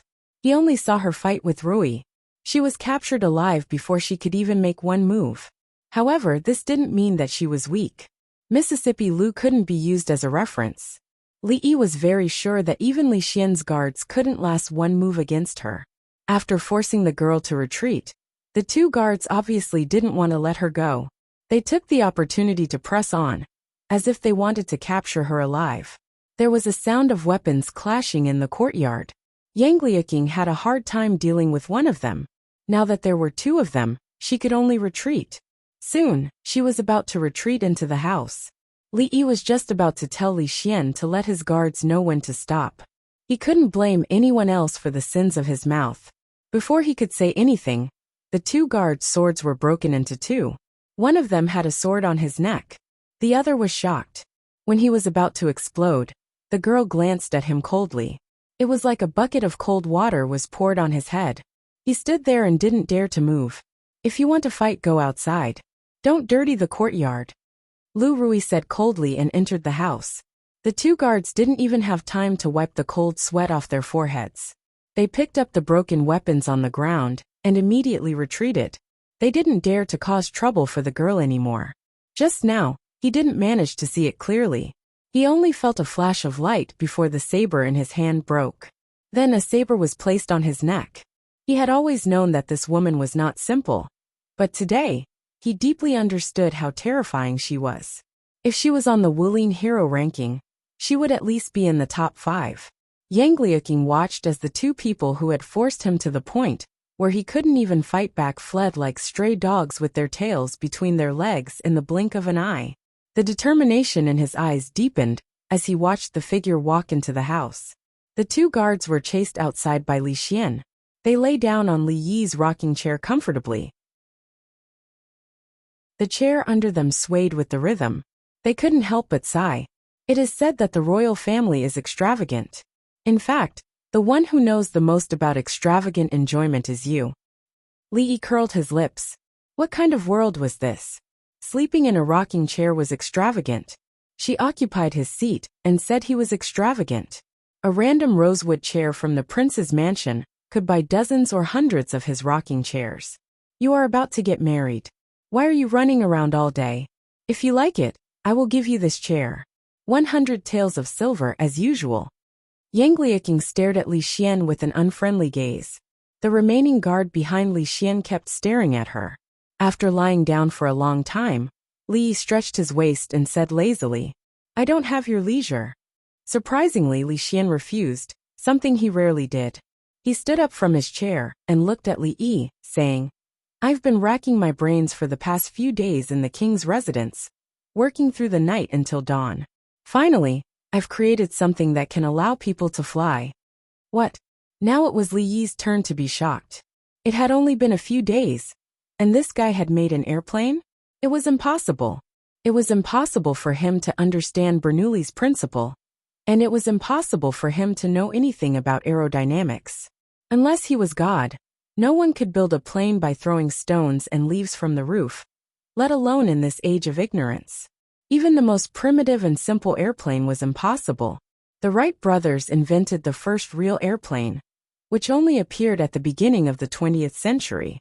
Compared with most of the ancient people, Li Xian was very smart, but it was impossible for him to make something that was 1,000 years ahead of time. Soon Li Yi saw Li Xian's airplane. It turned out that the thing that could let people fly was a huge kite made of cloth. A guard of the prince's mansion ran a few times, grabbed the kite, and jumped down from the roof of the 2-story attic. After gliding in the air for more than 10 meters, he landed steadily on the ground. Li Yi blushed because he almost believed Li Xian's words. This was the thing that he made after thinking hard and staying up all night? It was just a big kite. Even if a pig was tied to it, as long as the angle was good, it would be able to glide in the air for a certain distance. The guards would be fine even if they directly jumped down from the 2-story building. They were used to going up and down, so this height was nothing to them. I think that if they jumped off the cliff, they might be able to fly even further. In the past, you said that people could fly in the sky with the help of external forces. I didn't really believe it, but now I believe it. Li Xian's expression was somewhat proud, as if he had done something very great. Hearing his words, the face of the guard who fell down from the roof turned pale. If they jumped down from the 2-story attic, they would only sprain their ankles at most. If they jumped down from the cliff, they might lose their lives. Li Yi was a bit dispirited. He had completely lost interest in Li Xian's big kite. Even if Li Xian made a glider, he might be a bit happy, but it was better than this thing without any technical content. You'd better not let them jump down from the cliff. Your guards are good at fighting skills. If one of them dies, there will be one less guard. It's not worthwhile. Don't tinker with the kite anymore. When you're free, you should study the sky-praying lantern. It's much more useful than making another big kite. Li Xian's guard looked at Li Yi as if he was looking at a savior. When His Royal Highness asked him to jump down from the cliff with the kite, he had even written his will. He tried to steal a native dog from the neighboring village and tie it to the kite. As a result, the moment he let go of the kite fell down. That dog was really miserable. If it was him, he might not be any better than that animal. However, dog meat was really delicious. He swore that it was the most delicious meat he had ever eaten in his life. Even His Royal Highness the Crown Prince was full of praises for it. Since then, the number of dogs in the prefectural city had been especially serious. Sky-praying lantern? Li Xian's attention was diverted. He rubbed his chin and started to think about what Li Yi meant. The image of the sky-praying lantern rising into the sky appeared in his mind. Li Xian was stunned, and his eyes suddenly lit up. While he was immersed in his own world, Li Yi planned to go home for dinner. A while ago, Li Xian was still having a headache about his marriage. These few days, he was in the mood to hide at home and make plans. It seemed like he had completely accepted his fate. An arranged marriage was not acceptable. From the looks of it, he seemed to be planning to dedicate his life to science. After a short moment of silence for his future wife, he could see his own house. A figure was pacing back and forth at the entrance of the house. He kept rubbing his hands and looked very anxious. Li Yi walked over and asked, "Old son, what's wrong? Did something happen at the theater?" "Young master, you're finally back." Old son let out a long sigh of relief. Li Yi was his backbone. He only felt confident when he saw him. It's not just the theater. Our brothel outside is also in trouble. Chapter 278. I heard that there is a new play in the brothel outside the city. It's called A Chinese Ghost Story. It's better than The Painted Skin. Do you want to watch it together? Haha, I've seen it a long time ago. The theater in the city opened 2 days ago. It's a little slower outside the city. This time, I came to listen to old Zhao talk about Wulin. At the entrance of a tile-roofed house outside the city, 2 men greeted each other with a smile and walked in side by side. I want to watch A Chinese Ghost Story, but I'm afraid I can't today. I just came from there. The brothel is closed today. I'll come back early tomorrow. A person who came out of the house reminded them. It's closed. Why? What's wrong with those people? They don't want to earn money.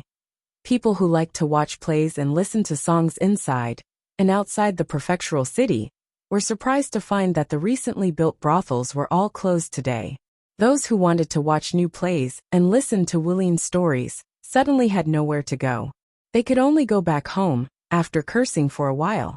In the city, the well-received Chongping Street Theater also hung up a sign that it was closed today, making countless people leave in disappointment. At this time in the theater, a few managers of the brothels outside the city gathered there, frowning. Miss Wan, we can't just close like this. These days, A Chinese Ghost Story is very popular.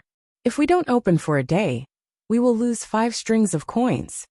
A gray-haired old man said with a sad face. As soon as the old man finished speaking, everyone's eyes were on the only woman present. On the surface, it was Old Sun who was in charge, but they all knew that Miss Wan was actually the one who had the most say when it came to big things. Before Wan Ruoqing could say anything, another old man slammed the table. His beard trembled as he said, "These despicable ***stards. It's not easy for the children to have enough to eat, and now they're plotting against us. We can't hand over the script. It's more important than our lives. They want to buy it just because they have money. This is robbery. Anyway, I don't have many years to live. Even if I have to risk my old life, I will splash their blood." Wan Ruoqing hurriedly said, "Don't worry, Mr. Qian. No one wants to hand over the script. No one wants to give it to them. Mr. Sun is going to solve this problem. He will not let those people succeed." Wan Ruoqing said, "It's difficult." The old man who spoke first sighed and said, "We have no power or influence. What can we use to fight against them? Those children are still lying inside." As soon as the old man finished speaking, everyone saw Old Man Sun accompanying a young man walking over from the back door. "How's the injured?" The young man walked over and asked directly. Everyone looked at the young man with a hint of doubt in their eyes. After looking at Old Sun, they seemed to understand something, and their expressions changed. Wan Ruoqing came over and said, "We've already sent for a doctor. They only suffered superficial wounds. It's not a big deal. One of them broke 2 ribs, and may need some time to recover." Li asked again, "Who did it? Did you find out?" "They are all famous ruffians in the city. They said that since we are in their territory, and under their protection, we should give them money as compensation. We didn't want to provoke them, and wanted to send them away with some copper coins. We didn't expect them to ask for 10 coins as soon as they opened their mouth. They also said that they would come to ask for it once a day." Dongzi and the others only argued with them for a while before they were injured. This time, it was the gray-haired old man who spoke. His tone was very respectful. Seeing Old Man Sun and Miss Wan's attitude toward this young man, he knew that this young man was the benefactor who gave them a living. So he told them the whole story in full detail. "Why didn't you report it to the authorities?" Li looked at him and asked. Qing'an Prefecture, and even Anqi County, had been divided into small districts by him. Each district had a special person in charge, who was responsible for fighting and bullying the good. When he was working under County Magistrate Zhou, he didn't care what the bailiffs and bailiffs did. In order to fulfill the agreement with Her Royal Highness, before he left the yamen, he restrained those guys a lot. If there was any dereliction of duty or bullying the common people, he didn't have to do anything himself. Louis Shui would make them pay for it. The old man shook his head and said, "We can't report it to the authorities. Those ruffians often enter the yamen. If they are caught and locked up for a few days at most, when they come out, we will be the unlucky ones. Moreover, This time they were ordered by someone to make us hand over the script. We are all doing this for a living. Those people are so cruel. Everyone, including Old Man's son, had worried expressions on their faces. The authorities wouldn't care about the life and death of these lowly actors. With the power of those people, if they really reported it to the authorities, they would be even more unlucky. They finally had something to look forward to. Were they going to walk into the abyss again? Old Son's old face showed strong unwillingness. He seemed to have aged a few more years. Other than Li Yi, the one who was least worried was Ruoqing, because only she knew that the person behind them wasn't just a weak scholar. In Ning Wangfu, he had reprimanded the new Jinshi in front of so many officials. He had offended many people, but he was fine. On the other hand, Cui Yinxin and Jiang Zi hadn't been appointed by the imperial court. Their careers hadn't even started, but they had already reached the end. Old Sun and Old Qian were worried that after reporting it to the authorities, those ruffians would take revenge. Little did they know that the person those ruffians and idlers should be most afraid of was him. Go back. Everything will return to normal. Do what you need to do. I will take care of these things. After Li Yi spoke, everyone looked troubled. Before the matter was resolved, those people wouldn't give up. As soon as they opened the door to perform, those ruffians would definitely follow.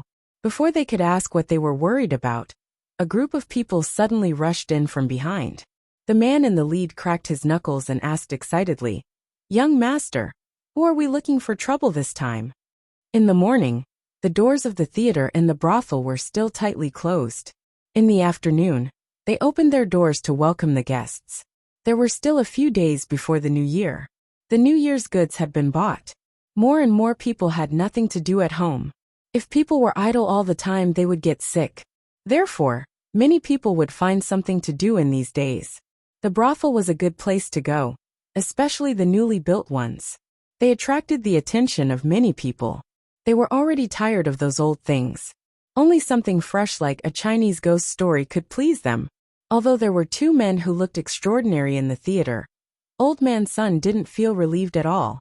He glanced at the young man who was chatting with Miss Wan, and could only sigh.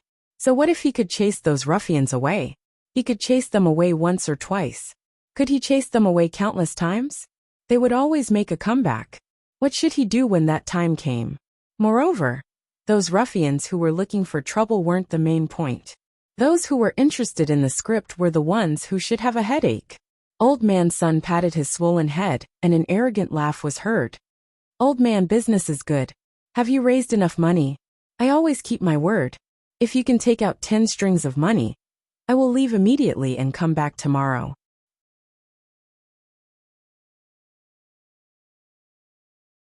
Chapter 279. Accompanied by a burst of laughter, a few figures filed in from outside the door. The leader was a large man with a knife scar on his face. He wore a thin shirt in the middle of winter, exposing a large portion of his chest. The black hair covering his heart was almost growing to his neck. The other people also looked quite fierce. They were all ruffians and bullies on this street. There weren't many people who didn't know them. Although they had quieted down a bit, because of the government, the fear that had accumulated in their hearts for a long time could not be dispelled in a short period of time. Because they had been disturbed from watching the play, a few spectators wanted to stand up and throw out the people who didn't open their eyes. But when they saw the situation at the door, they immediately sat back down and focused on watching the play, no longer daring to care about what was happening over there. If they provoked those ruffians, they wouldn't be able to live in peace in the future. This is Qingyun Prefectural City. We have to abide by the law. We don't have 10 strings of coins. If you continue to be so aggressive, don't blame us for reporting it to the government. Old Sun looked at the two men walking over from the corner and felt a bit more at ease. He looked directly at the knife-scarred man and said this. "Ayo brothers, did I hear wrong?" The knife-scarred man heard this and was stunned for a moment. Then he laughed loudly and said, "Old man, you dare to talk about the law with us? On this street, I am the law." The ruffians behind him roared with laughter. The nobleman who gave them this task originally had connections with the government. Why would he be afraid of things like the law? They had already arranged everything. Even if they were arrested and sent to the county government, they would have a way to get out. The knife-scarred man pulled out a stool and blocked the door. He crossed his legs and looked at old Sunday. He said, "It seems that you don't care about what I said. I will say it here today. 10 strings of coins, not a copper coin less. Otherwise, I will smash your broken theater." "Smash the theater? Is this how you smash it?" A voice suddenly came from the side. Before the knife-scarred man could react, a long stool flew from the side and hit him squarely in the face. A few bloody teeth flew out of his mouth. The knife-scarred man was sent flying. His face was covered in blood, and he lay on the ground motionless. "Oh, it's an acquaintance." Fong clapped his hands and walked over. When he saw the knife-scarred man lying on the ground, he was also stunned. Although his face was covered in blood, that iconic scar indicated his identity. A few months ago, wasn't this the guy who wanted 2 of the son-in-law's money, and was caught and beaten up by them? Kill of kill. Seeing their boss fall to the ground after the stool, of blood was seen. Every year, during the Qingming festival, they would clear the weeds on his grave. They were hoodlums, not fugitives. They could extort a few copper coins in exchange for wine money, tease innocent women on the streets, and take advantage of them. But when it came to murder and arson, they would never do it even if they were beaten to death. This was a matter of principle. He once had a few hoodlum brothers who had no principles. They did not behave like hoodlums and accidentally killed someone. Now the grass on his grave was 3 feet high. Every year during the Qingming festival, they would loosen the soil and weed out the grass on his grave. This. Old man Sun's face turned green, and his lips were trembling. Teaching these thugs a lesson was not a big deal. How did it lead to the death of a person? This. Old man Sun's face turned green, and his lips were trembling. Teaching these thugs a lesson was nothing. How did it lead to the death of a person?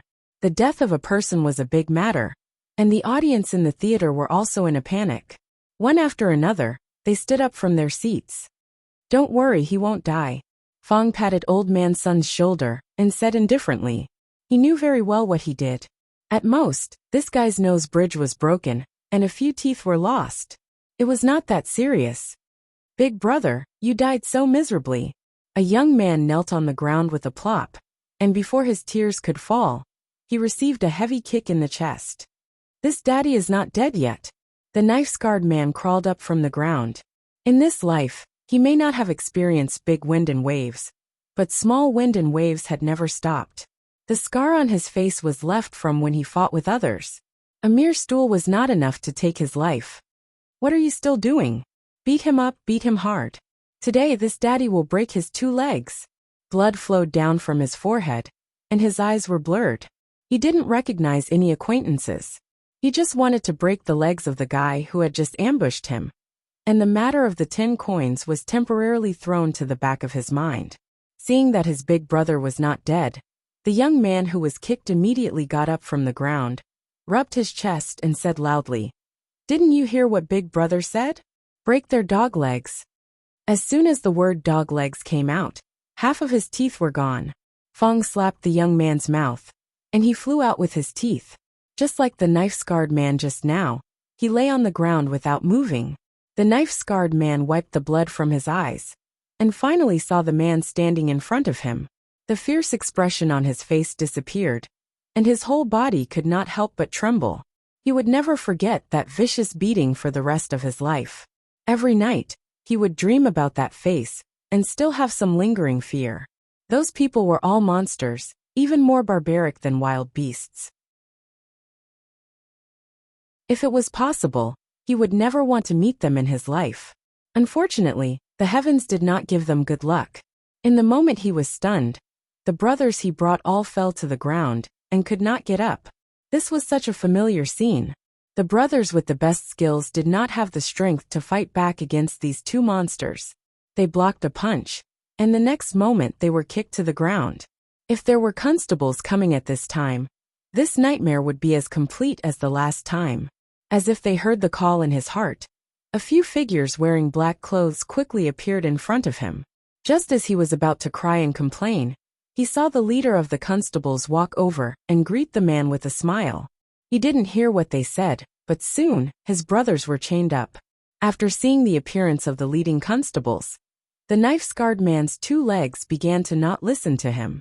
It's better to offend the county magistrate than the king of hell. This was a sentence that everyone in the circle knew. The county magistrate naturally referred to County Magistrate Liu, and the king of hell they mentioned was also surnamed Liu. Although his name was Liu Yi, the chief constable of Anqi County government, he never showed mercy when dealing with criminals. It was said that during this period of time, the screams in the county government prison could be heard outside the county government. If they fell into his hands, it was really no different from going to hell. You arrested the wrong person. You arrested the wrong person. You can't do this. It's him who beat people, it's him. You can't arrest me. I know Magistrate Wang. I know Magistrate Wang. When the knife-scarred man was dragged away by the constables, he cried with snot and tears. Seeing King of Hell, Liu turned around and smiled at him. He immediately rolled his eyes and fainted. The troublemakers were all taken away by the constables, and no one was killed. So the onlookers were relieved and went on with their business. The constables of the county government were obviously more dedicated than before, and they wouldn't help those ruffians to bully good people, which was a good thing. Those bastards who only knew how to bully people should be chained and locked up in the prison, never to be let out again. Seeing those ruffians being dragged away by the constables, Oldman's son was a little dumbfounded. Are they still the constables of the county government? They didn't ask the reason at all, but chained them and left. It seems that those ruffians will suffer a lot. When did the constables of the county government start to do good things? Oldman's son soon knew the reason. Your Honor. Liu Yi walked to Li Yi and saluted respectfully. Li Yi patted him on the shoulder and said approvingly, "Not bad. I heard that you've solved several major cases during this period of time, and the security of the prefecture city has been maintained very well. Everyone knows that there's a Hell King Liu in the county government." Liu Yi blushed and said, "It's all because of your good teaching." In front of Li Yi, he was even more humble than in front of County Magistrate Liu, and he admired Li Yi from the bottom of his heart. Liu Yi was very clear that he could have today's status because of the county magistrate's important position, which made him become the chief of constables in charge of all the bailiffs in a short period of time. From a constables who just ate and waited for death in the county government. Even when the county magistrate was not in the county government, what he did was what a county magistrate should do. Even the constables of the county government would sometimes ask him to go over when they encountered difficult cases. The county magistrate's kindness of enlightening him, and the appreciation of him, there was nothing he could do except to earnestly perform the task assigned by the county magistrate. Listening to the conversation between the constables and Li, Oldman's son found a stool and sat down, his legs and stomach trembling. County magistrate. It turned out that Li was the county magistrate. No wonder Miss Wan didn't worry about those ruffians from the beginning. It turned out that she had known about it. Oldman's son didn't complain about Wan watching. The less they knew about the affairs of the big shots, the better. At this time, he didn't worry at all in his heart. From now on, they also had a backer behind them. Presumably, those guys who went to the brothels outside the city to look for trouble were all chained up with iron chains like dogs, right? Are your dog eyes blind to bully the county magistrate? If they don't lose a layer of skin this time, I will write the word son upside down. And those greedy guys who stretched their hands too far would be chopped off. No way. Did you really give them 10 strings of coins? When Oldman's son cursed in his heart, a surprised voice came from the door. He turned his head and saw a man in luxurious clothes coming in. The man looked around the theater a few times, clicked his tongue, and said, I really didn't expect that such a shabby place could actually collect so much money. Leader Wu, this thing was done by you, right? Oldman's son's anger was aroused again, and he looked at the man and said, What thing? The man in luxurious clothes sat opposite to Oldman's son and said with a smile, I just heard that Old Son's theater earns a lot of money every day, and those ruffians deserve more protection and money. I just didn't expect that. I still underestimated Old Son's ability. A straightforward person doesn't resort to insinuations. It's boring to be a coward. Old Man's son poured a cup of tea for himself, glanced at the man in luxurious clothes, and drank the tea in one gulp. He was no stranger to the man in luxurious clothes opposite him. The man was also an actor, but he was different from them. Wandering actors like them, in order to make a living, drifted around like duckweed without roots, and their lives were the most miserable. There were also actors in the palace, and there were also private actors in the homes of the high officials and nobles. Although these people didn't have much freedom, their lives were much better than theirs. As for those powerful troops, although most of them performed for the high officials and nobles, they never lacked freedom, and the money they earned was also incomparable to theirs. The man with the surname Wu was the leader of a famous troupe in the prefectural city. Seeing that Old Man's son's face was indifferent and directly pointed out the topic, a trace of annoyance appeared on the man's face, but he quickly returned to normal and said, "Since that's the case, I won't beat around the bush. 10 strings of coins, how many books like Painted Skin and a Chinese ghost story do you have? We want all of them." Old Man's son's expression didn't change, but he was sneering in his heart. These books were all written by the county lieutenant, and he was sitting there now. If the man with the surname Wu had the ability, he could go and find him himself. Wanting to buy food for everyone with 10 strings of coins was simply a dream. Even if he agreed, the county lieutenant wouldn't agree. The man in luxurious clothes looked at the almost empty theater, and a trace of passion appeared in his eyes. Even such a rundown place had so many people. If it was his troupe, the scene would be even more lively. It was a waste to leave such excellent books here. He had already done his research. These new plays did not exist in the market at all. Although they would be able to imitate most of them in a few days, they would still lose the initiative. When the time comes, everyone would have seen the original play. Who would still watch them? Give up. Don't mention 10 strings of coins. Even if it's 100 strings of coins, we won't sell it. With the backing of a big shot, Old Man's son was full of confidence. The man in luxurious clothes narrowed his eyes and said, "So you plan to take out 10 strings of coins every day. Maybe it will become 20 tomorrow. So it was you who played tricks behind the scenes." Old Man's son sneered and said, "Don't worry, they won't come again. A few officials came and took them all away. So what if I did it? Even if I didn't do it, someone else would. You don't think the government will really care about these things, do you?" The man in luxurious clothes looked at him mockingly and said, "You refuse a toast only to be forced to drink a forfeit. I hope you can still stand here when you see them tomorrow." After the man in luxurious clothes finished speaking, he suddenly felt a chill on his neck. An iron chain was hung on his neck. The constable locked the chain and said lightly, "Since it was done by you, it's easy. Come with me." Lu Yi's words were cold, without a trace of emotion.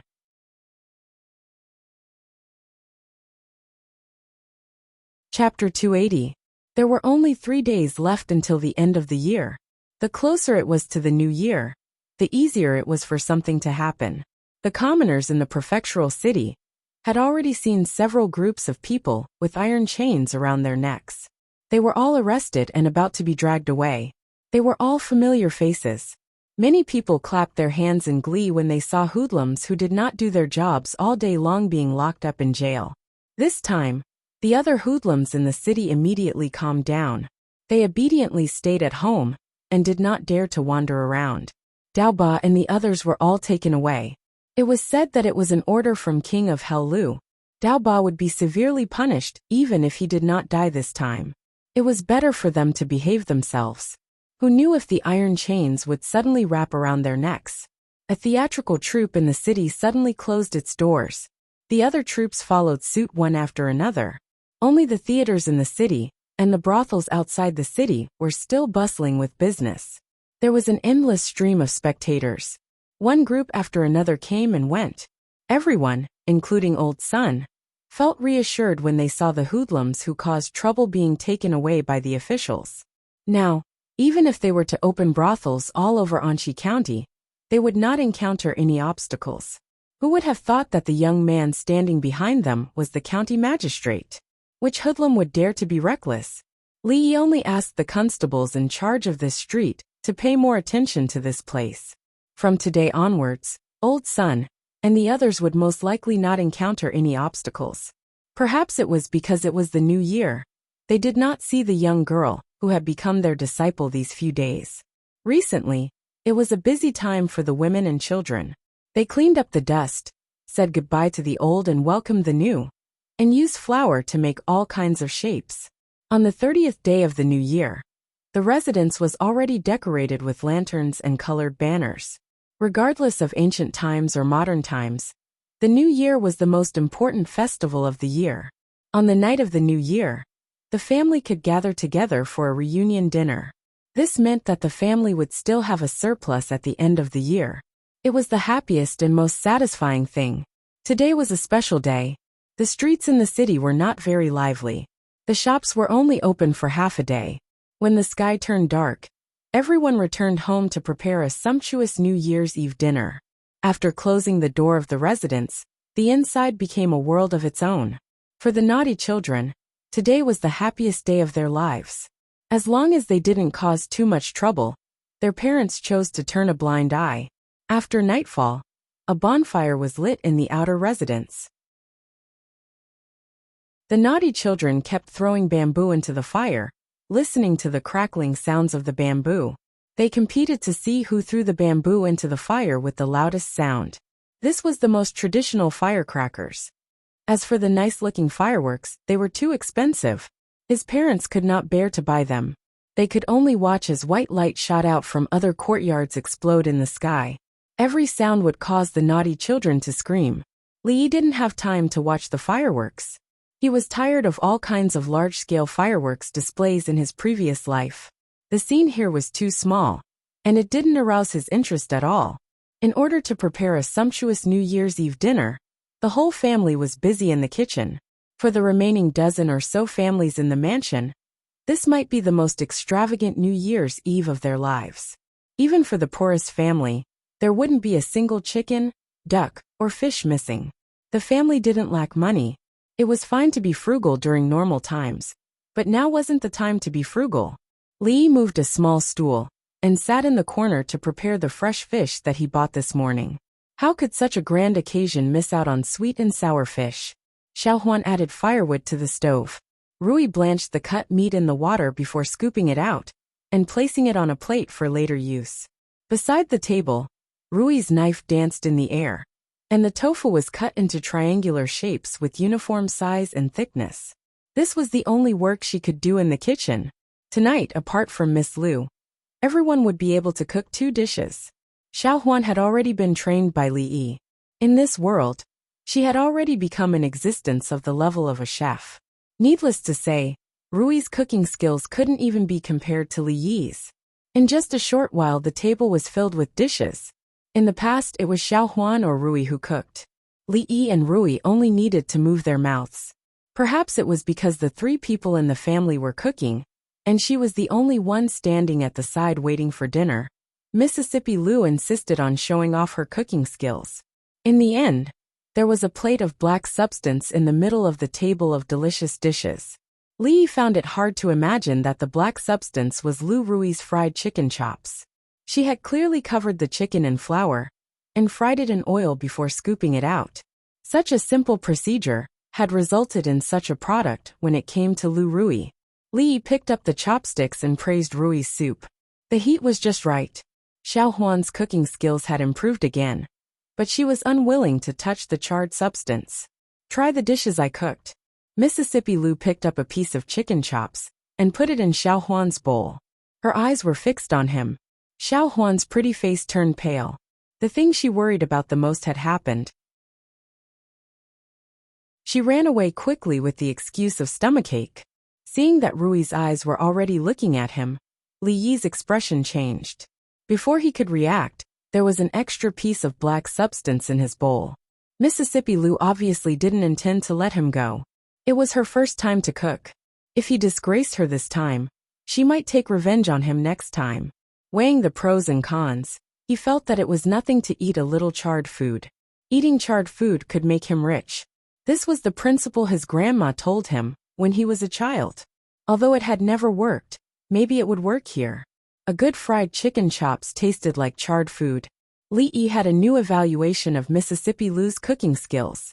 Such a girl could only be married in the future. In this world, a girl who couldn't cook would be driven out by her family the next day. How is it? Lu Rui looked at him and asked. Not bad. Li Yi picked up another piece and put it in her bowl. He said, you try it. After tasting her masterpiece, Mississippi Lu went to rinse her mouth with a gloomy face.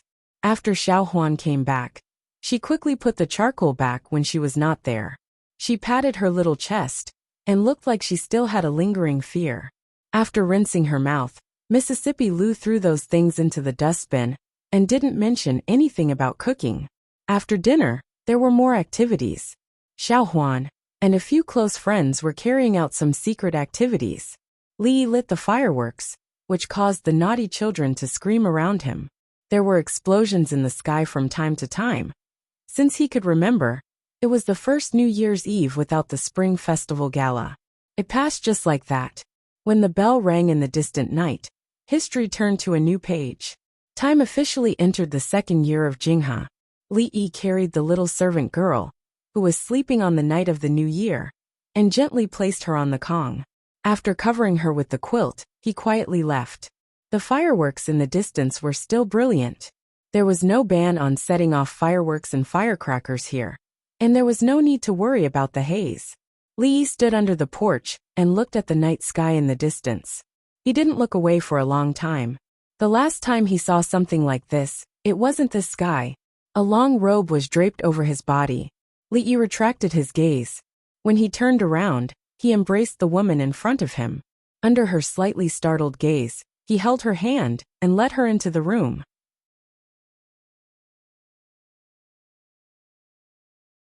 Chapter 281. When he was washing up in the morning, Li Yi found some blood under his nose. Recently, he was indeed a little angry.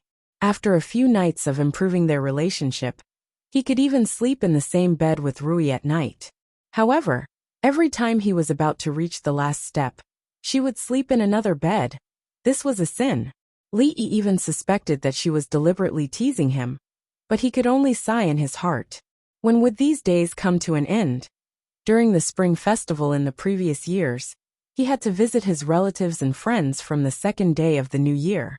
He had to give money to the younger generation until his hands were tired. This year, he didn't have to go through this process. He came here alone. Although he was from the Li family village, he didn't remember the past. It was not an exaggeration to say that he was unfamiliar with the place and didn't have any sense of belonging there. Rui also didn't have any relatives here, so he spent the Spring Festival very leisurely. From the third day of the new year, the girl named Yang Liuqing would appear at home on time. She was diligent and would appear wherever there was work. She would come early in the morning and only go back at night. She had completely put on the identity of a servant.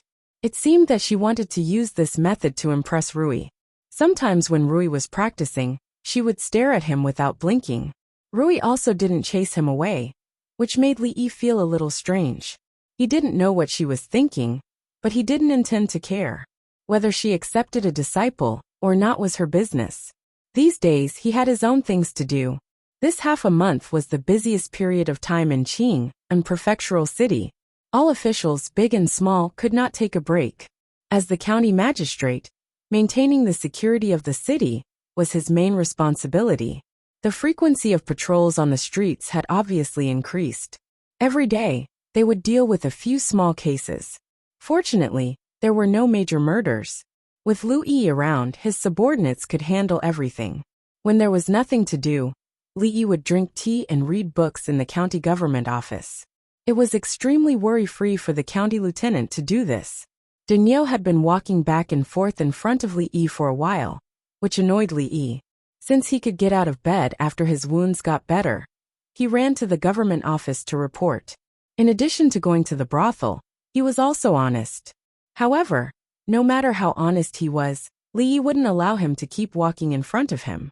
He put down the book, patted the table and said, "If you want to walk, go outside. Arrestor Lu needs people. If you have nothing to do, go and help him." Daniel finally stopped and said with a bitter expression, "Sir, Arrestor Lu and a few brothers have been trying to catch that thief for a few days already, but they haven't even seen his shadow.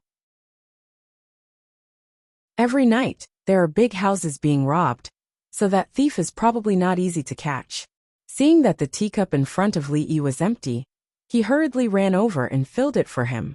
He said with a flattering face, "I'd better stay in the county government office.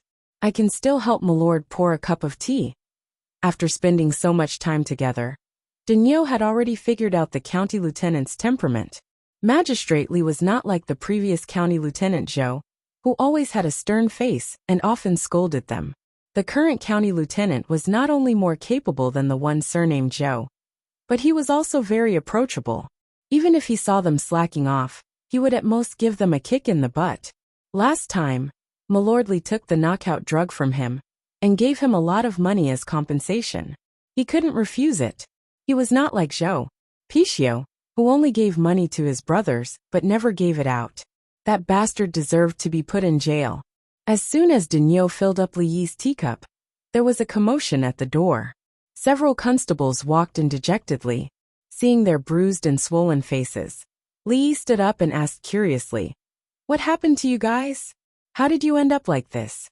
Although constables didn't even have a rank in the county government office, for ordinary people, they were considered half an official. Beating up a constable was a much more serious crime than assaulting a police officer in the future. Not only could they enjoy a free tour of the county prison for a few days, but they could also be given a free beating. It was really worth it. "Milord, that female cat burglar was really powerful. We had already caught her by following the clues, but who knew that she was so good at kung fu? She accidentally escaped," one of the constables said gloomily. Not only did they fail to catch a thief, they were beaten up by a thief. Moreover, it was a female thief. It made them feel a little embarrassed. "Where's Louis?" Li asked. "Constable Lu asked us to come back and call a few more brothers." He had already confirmed the female thief's residence. The constable clenched his fist and said with hatred, listening to his description, the female cat burglar should be skilled in kung fu. He was afraid that they, who were just dabblers, would not be able to deal with her. The possibility of them being beaten up was higher. His subordinates were beaten up. Li also felt embarrassed. Today, Fang's wife brought Juzi back to her parents' home to see her mother-in-law. Fang was idle at home, so he brought him along to suppress the situation. This task obviously made Fang interested. He looked down on the constable's fighting power and strongly recommended Lu Yi to be the constable. If he became the constable, he guaranteed that the constables in the yamen would not be beaten up like this again. Lu Yi pretended that he didn't hear Fang's words. The position of the constable wasn't something that could be done with a fist. It needed to be done with a brain. He was too lazy to deal with those who only knew how to use brute force. He cupped his fists and said to Li Yi, "Although that female cat burglar comes and goes without a trace, there are always times when she is careless. I investigated a few pawnshops in the city and found that there were a few items that were being traded. They were the items that the rich families had lost. That female thief is also smart. She pawned at a different pawnshop every time. A few of my brothers waited for her for 2 days and finally found her. However, the thief's skills were very good, so we suffered a loss. However, this subordinate has already tracked down her residence." Lu Yi brought a few constables and led the way in front. Li Yi and Fang followed behind. With Fang around, Li Yi didn't plan to join in the fun. He just wanted to see what the female cat burglar looked like. Taking advantage of the dark and windy night, leaping onto roofs and vaulting over walls, robbing rich families, robbing the rich to give to the poor.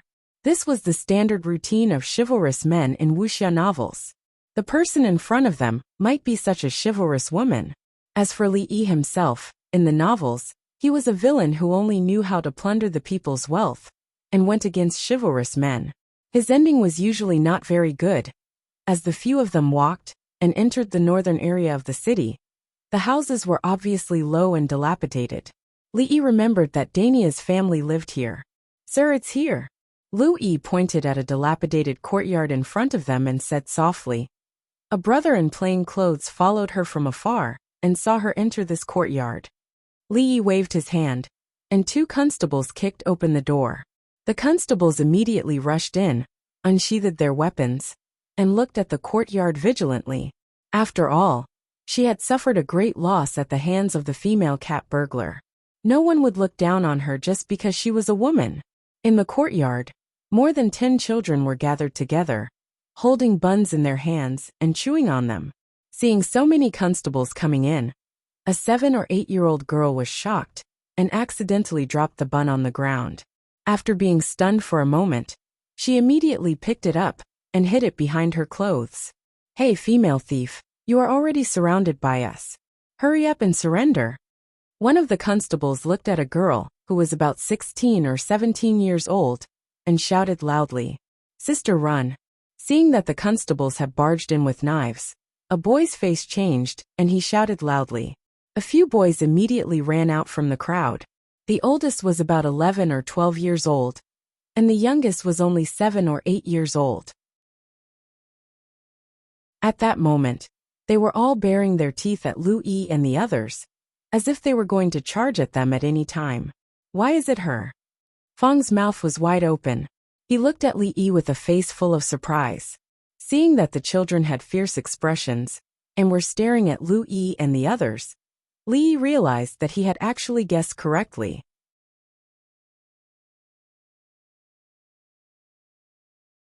Chapter 282. On New Year's Eve, the entire prefectural city was in a state of jubilation. Everyone, including the rich families, let down their guard. Perhaps even the thieves wouldn't want to steal at this time.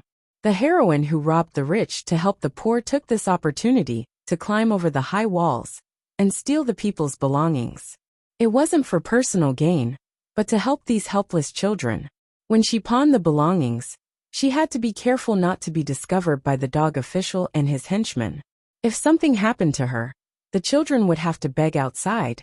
It was obvious that she had made a mistake in the end, and the dog official led a group of constables to chase her here. Li Yi felt that he was the dog official in the story. It couldn't be more appropriate. No wonder he hadn't seen Yang Liaking for 2 days. So she had been doing these things for the past 2 days. "Put down your weapons." With no other choice, he could only wave his hand at Lu Yishui and the others. Li Yi didn't think that robbing the rich to help the poor was a bad thing. In fact, he had wanted to do it himself.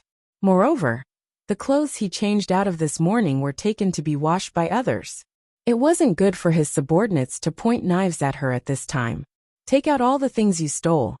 Li Yi walked over and looked at her. Although what she had done was reasonable, it wasn't legal. She had to give those people something. "No, they will starve to death."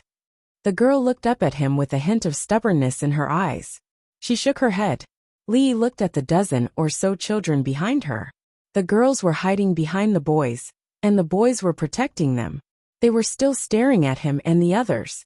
Although their bodies were still slightly trembling, they were all clenching their fists. Li Yi believed that if Lu Yishui and the others made a move, they would rush up the next moment. Only this time, don't do it again. He glanced at Yang Liaking and turned to walk out the door. "Sister, aren't the officials going to arrest you?" Seeing that the fierce officials had left, a girl around 7 or 8 years old walked out from behind and tugged at the corner of Yang Liaking's clothes. Yang Liaking touched her head and said, "Don't worry, the officials only hang up the bad guys. Sister is a good person, they won't arrest you." When the little girl heard this, a smile immediately appeared on her face. She took out a bun from the basket and handed it to her. She grinned and said, "Sister, have a bun." Yang Liaking took the bun from her hand and took a small bite. When he looked up at the door, the figures had already disappeared. "What? Do you think I did something wrong and shouldn't have let her go?" Along the way, Li Yi noticed that Lu Yidong seemed like he wanted to say something several times but stopped. Lu Yi cupped his fists respectfully and said, "This subordinate can understand Milord's benevolence. However, this action is against the law. If word of this spreads, Milord will be in trouble."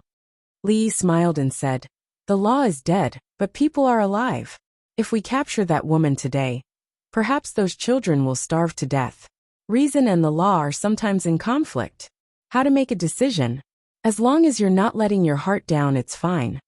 Seeing the county lieutenant walk away, Louis Dong stood in the same place and fell into deep thought. Reason in the law. He muttered these words, and a trace of confusion appeared on his face. After a long time, his confusion gradually became clear. He sighed. The jewelry that those rich families had lost was stolen by a great thief who roamed the various prefectures. The probability of getting it back was really too slim. Yang Luqing swept the courtyard once again and sat on a stone bench in the corner. She looked at the young scholar who was holding a book in his hands. The strange chair he was sitting on was swaying back and forth. It seemed to be very comfortable. It wasn't until today that she found out that this seemingly weak scholar was actually an official. When she indirectly asked the young maidservant, the other party proudly told her that her son-in-law was a county magistrate and that he was in charge of a lot of officials. Apart from the first day they had come here, the two of them had not interacted much with each other. His impression of the young scholar was that he was lazy. As long as the sun was good outside, she would see him lying on that strange chair. Sometimes he would hold a book in his hand, and sometimes he wouldn't. He seemed to practice martial arts as well. He would practice for at least 2 hours a day, but she didn't know which martial arts he learned. His fist technique was soft and didn't have any strength. Maybe he was just learning it for fun. No matter what, she couldn't associate him with an 8th rank official. However, he had a good heart. If he didn't let her go today, those children would be begging on the streets. Although she didn't know those children for a long time, since she saved them from the hands of the human traffickers, she didn't want them to go back to their previous lives. That's right, that strange fist technique. Her future master would sometimes practice it, and he never avoided her. She really couldn't understand why she was so good at martial arts when she was the same age as her. She must be her disciple. If she could learn her skills, she should be able to take revenge, right? Li put down the book and looked back. That girl was in a daze again. He didn't expect that she was the female cat burglar. He heard that a lot of rich families in the city had been robbed. At night, when he saw a woman in white flying around on the roofs, he would kneel down and beg, "Ghost, spare me." Those children were orphans. In this era, there were no orphanages. If it wasn't for Yangliuking, they could only beg on the streets. The possibility of starving to death was very high, especially during the winter. This kind of thing was not uncommon. He couldn't let her keep robbing rich families. There would be a day when she would be exposed. If he could find some work for them, so that they could support themselves, it would be considered a good deed. When the sky gradually darkened, another day had passed. Yangliuking came out of the big house. When he was thinking about the 2 moves that he learned today, he heard footsteps behind him. "Master." She turned her head. When she saw the young scholar, she hurriedly bowed. Li waved his hand and said, "After buying a place for them to live, there's not much left. If we use it sparingly, it should last for a month. If they are willing, we can let a few older people work in the theater, such as assistants. You know the theater, right? Cleaning the tables and sweeping the floor, doing some light work. They should be able to support themselves. If they are willing, they can let a few of the older ones work in the theater as assistants. You know the theater, right? Cleaning the tables, sweeping the floor, and doing some light work. They should be able to support themselves." Li nodded. "Chongping Street Theater. Just say that it's my idea. They will help you arrange it." Li nodded. "Chongping Street Theater. Just say that it's my idea. They will help you arrange it." Joy appeared on Yangliuking's face. When he was about to thank him, several figures came over. Li planned to go home and hide for a while. He didn't know how far Li Xian's airplane research had progressed, and whether he had used the Kongming lantern to take the dog into the sky. Based on the current conditions, without the right materials, the hot air balloon thing couldn't be realized. Even if he asked him, it would be useless. "I'm leaving." Unexpectedly, Li Xian didn't come to ask him how to fly into the sky. Instead, he went straight to the point, with a dispirited look on his face. Li Yi's expression changed slightly, and he hurriedly said, "Isn't it just marrying a woman I've never seen? It's nothing. It's all the same even if she's covered with a blanket. Besides, you said that the woman is an outstanding beauty. No matter how you look at it, It won't be a loss. Don't take things too hard. It's not because of this matter. Li Yi's expression changed again. Could it be that you have an incurable disease? This is a bit troublesome, but don't give up. You are the son of King Ming. What kind of famous doctor can't you find? Don't give up treatment. I'm going to the capital, Li Xian said with a long sigh. Li Yi patted his chest and glanced at him. This old man can't even speak clearly. Go to the capital, go to the capital. It's not like you're going to hell. Do you have to be so desperate and want to commit suicide?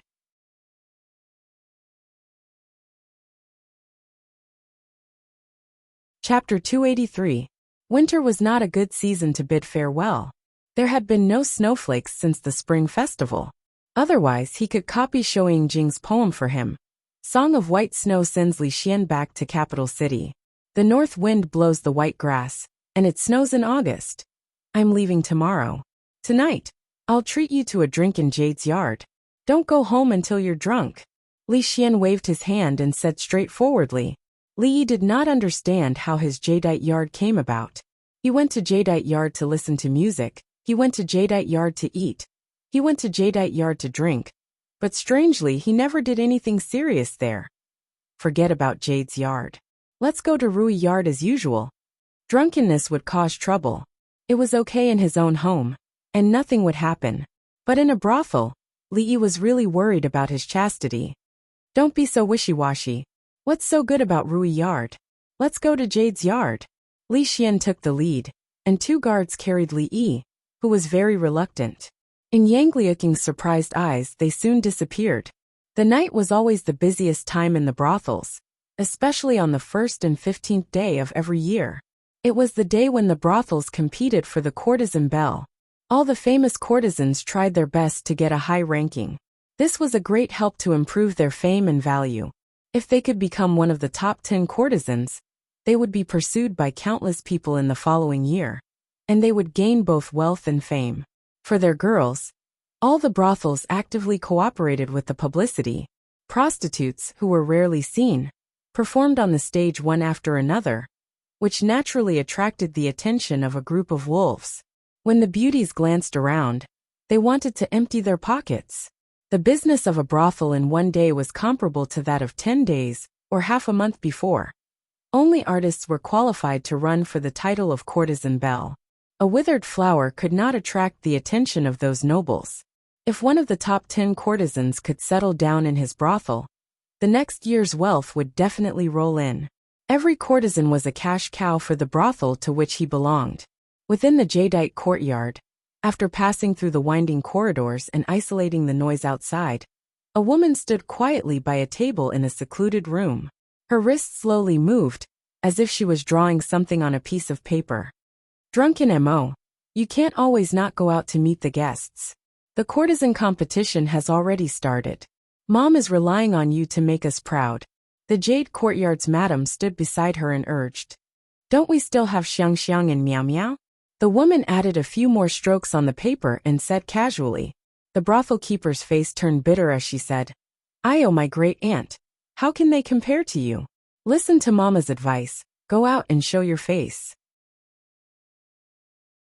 Even if it's just to play a song or sing a few lines, it's good enough. How many young masters want to see you by name? Mom is doing this for your own good. If you don't win the title of courtesan belle this year, your future days will be difficult. Without fame, Mom won't be able to stop those nobles. Got it? The woman sighed helplessly. That's good. Mom will go prepare now. A smile immediately appeared on the madam's face, and she hurriedly retreated. Her personal maid, Xiao Chui, supported her chin with one hand and murmured, Young miss, I heard that Lu Qiao of Yichuan Brothel and Lu Yi of Golden Phoenix Courtyard have the most support for this year's courtesan belle. Many famous scholars have written poems to praise them. Young Master Su gave Lu Yi 3,000 taels of silver, and many people are envious of her. Yang Yinzhou wrote a poem for Lu Qiao, and her supporters immediately surpassed Lu Yi's. Young miss has never met those scholars.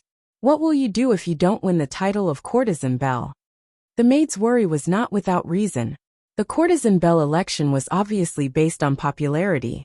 If a noble spent a lot of money on a certain lady, Or if a talented scholar produced a masterpiece, it would greatly boost popularity. The courtesan belle was naturally the center of attention, and countless men would fight for it. If they met someone they liked, they just had to nod their head, and their marriage would be settled. Those who didn't win the title of courtesan belle would naturally lose a lot of popularity. Without fame, those nobles wouldn't care if you were a virgin or not. Sometimes they would even use some forceful methods, and no one would stop them. A virgin who lost her virginity was naturally no longer a virgin. In the end, she would end up like most prostitutes, selling flesh for a living. Xiao Chui was still murmuring to herself. Zheng Zimo came out of her cage-like room and looked up at the sky outside the window. A trace of desire appeared in her eyes, but it quickly turned into helplessness. Xiao Chui. The muttering girl raised her head. Prepare hot water, I want to take a bath. All right. Li Xian gulped down a cup of wine and stared at the stage, clapping his hands with all his might. After Li Xian's guard presented 2 silver ingots, the girl on the stage, wearing a gauze dress and revealing her navel, danced even more enthusiastically. There were almost no empty seats in the hall. When the 2 of them came earlier, there weren't actually any seats.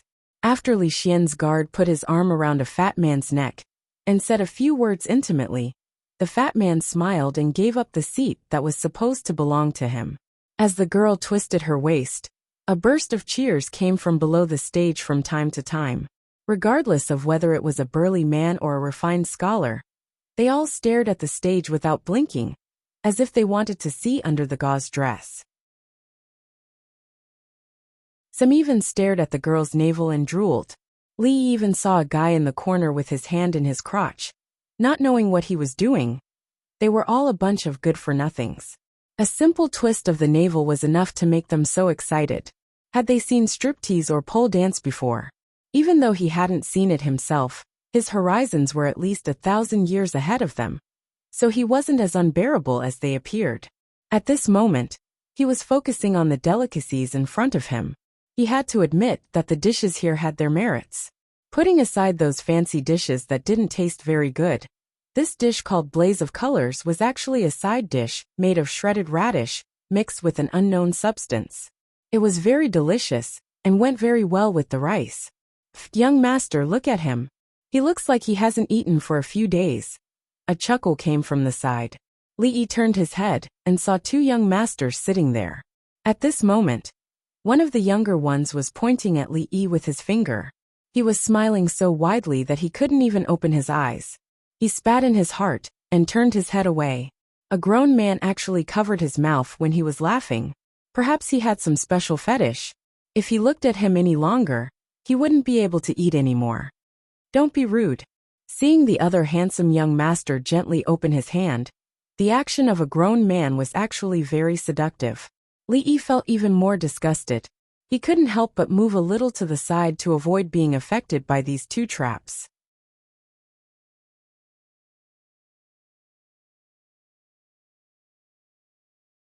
Chapter 284. Young master, that person looks so familiar. I seem to have seen him somewhere.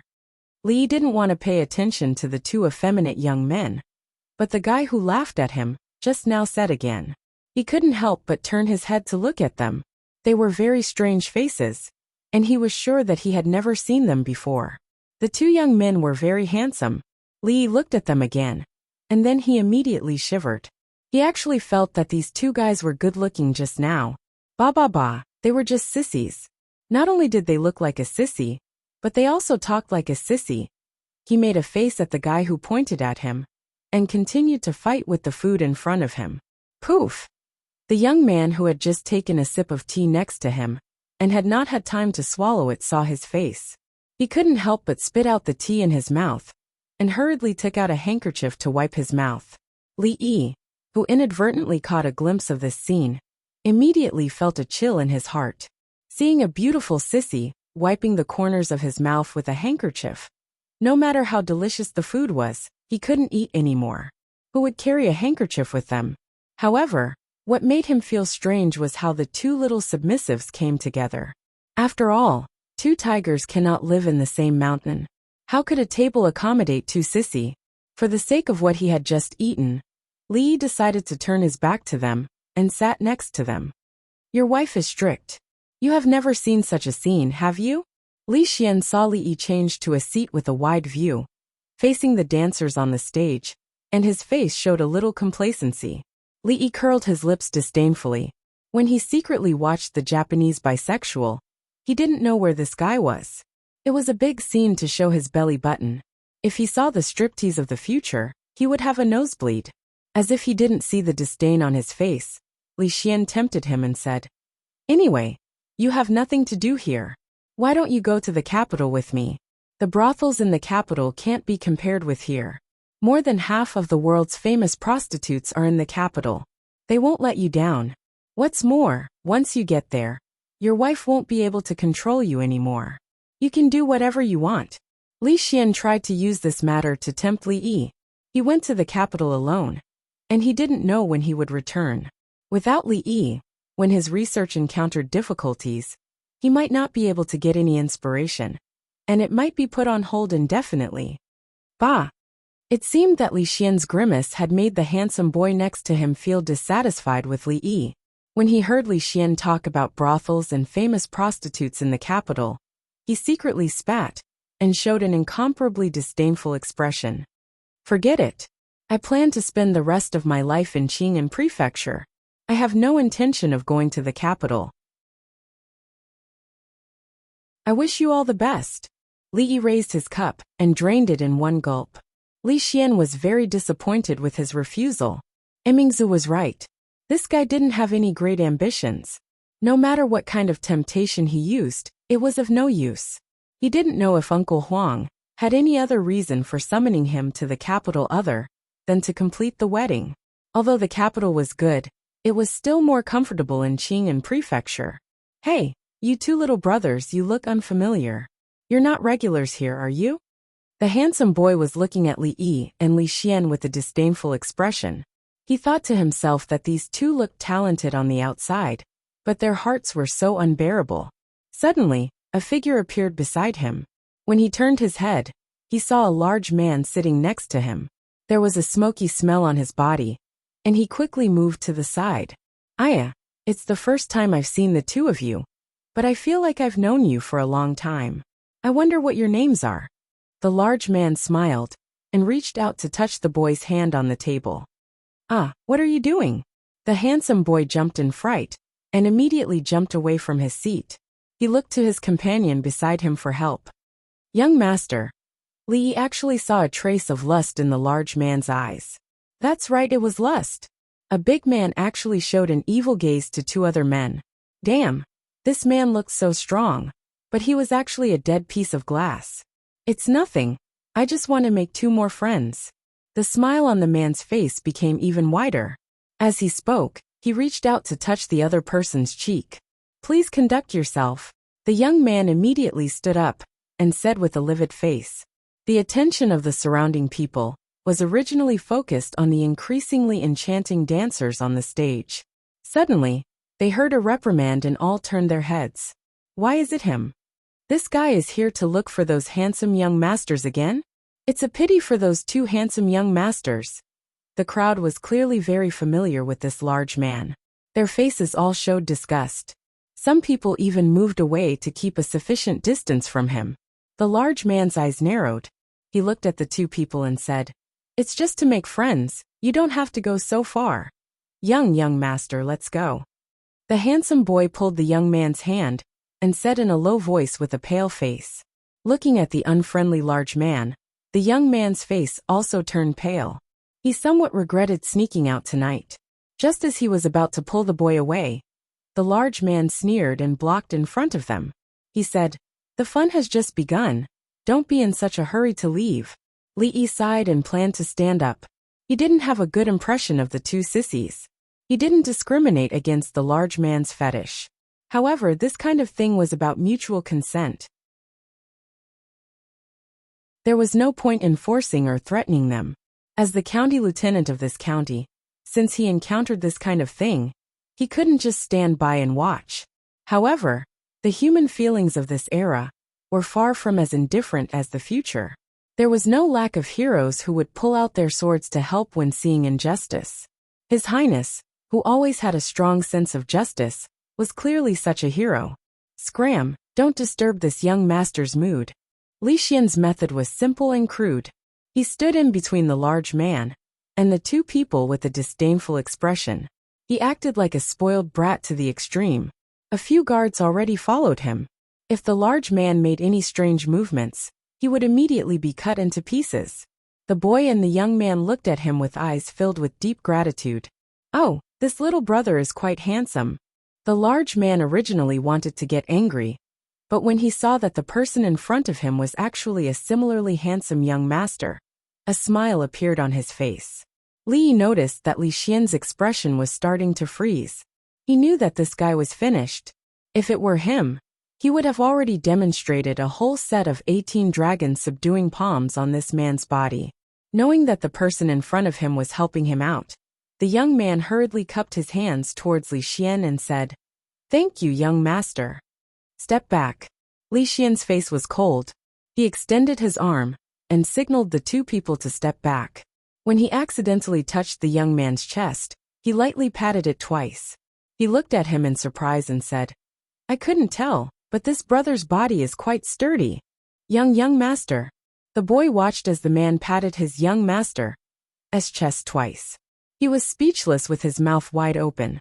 As for the young man who was praised by Li Xian for having a sturdy body, he lowered his head to look at his chest. After a moment of shock, he raised his head to look at Li Xian in disbelief. His face was already completely red. Li Xian no longer cared about the young man. He turned around and looked coldly at the large man. He said indifferently, "Drag him out."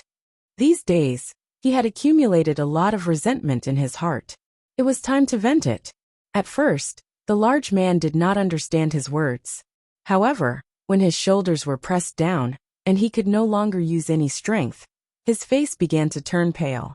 The large man was dragged out by Li Xian's guards. Li Xian also followed. Li Yi knew that he was angry. This man had appeared at the right time. As for the two young men, they were still standing in the same place in a daze. It was unknown if they were frightened, but they did not move at all. The situation here only attracted the attention of a small number of people. When a deafening cheer came from the scene, everyone's eyes were attracted by the dancer on the stage. Li Yi also turned his head to take a look. He found that she had actually pulled off the light gauze covering her body, revealing two smooth jade arms. She only wore a tube top, revealing her two voluptuous breasts. From time to time, her jade legs would poke out of her skirt, causing a group of wolves to howl. So this was the erotic dance in the brothel. Li Yi took a glance and lost interest. He planned to go out and take a look. He stood up from his seat. When he saw Yang Liuqing and another figure appear at the door, he suddenly stopped, and his expression changed.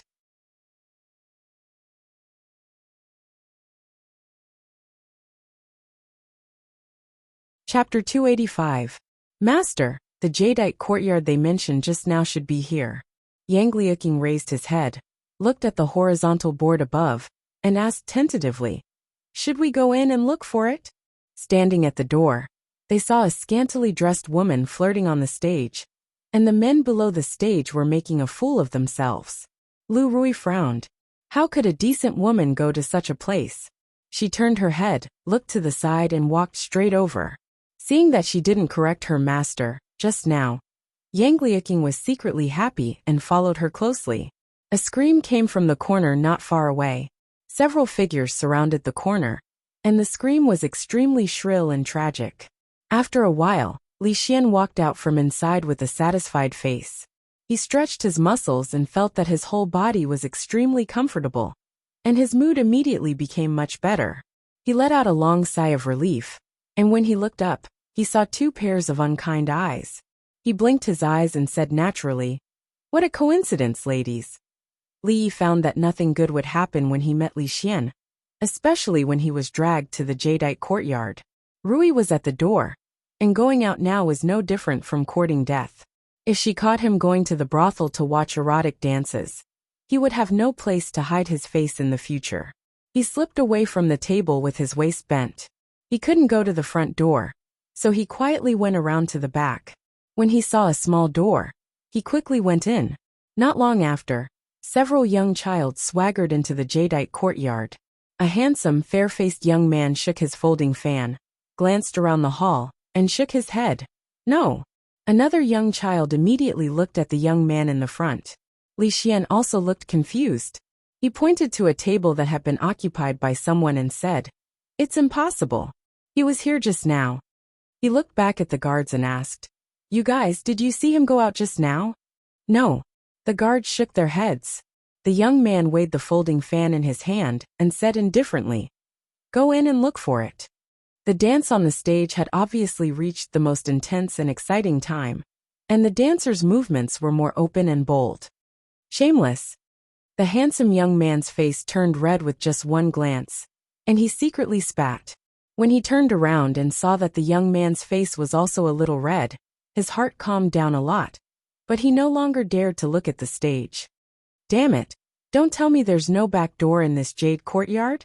Who knew how many corridors, how many moon gates, and how many twists and turns he actually returned to the starting point? He planned to sneak over to see if Rui had left.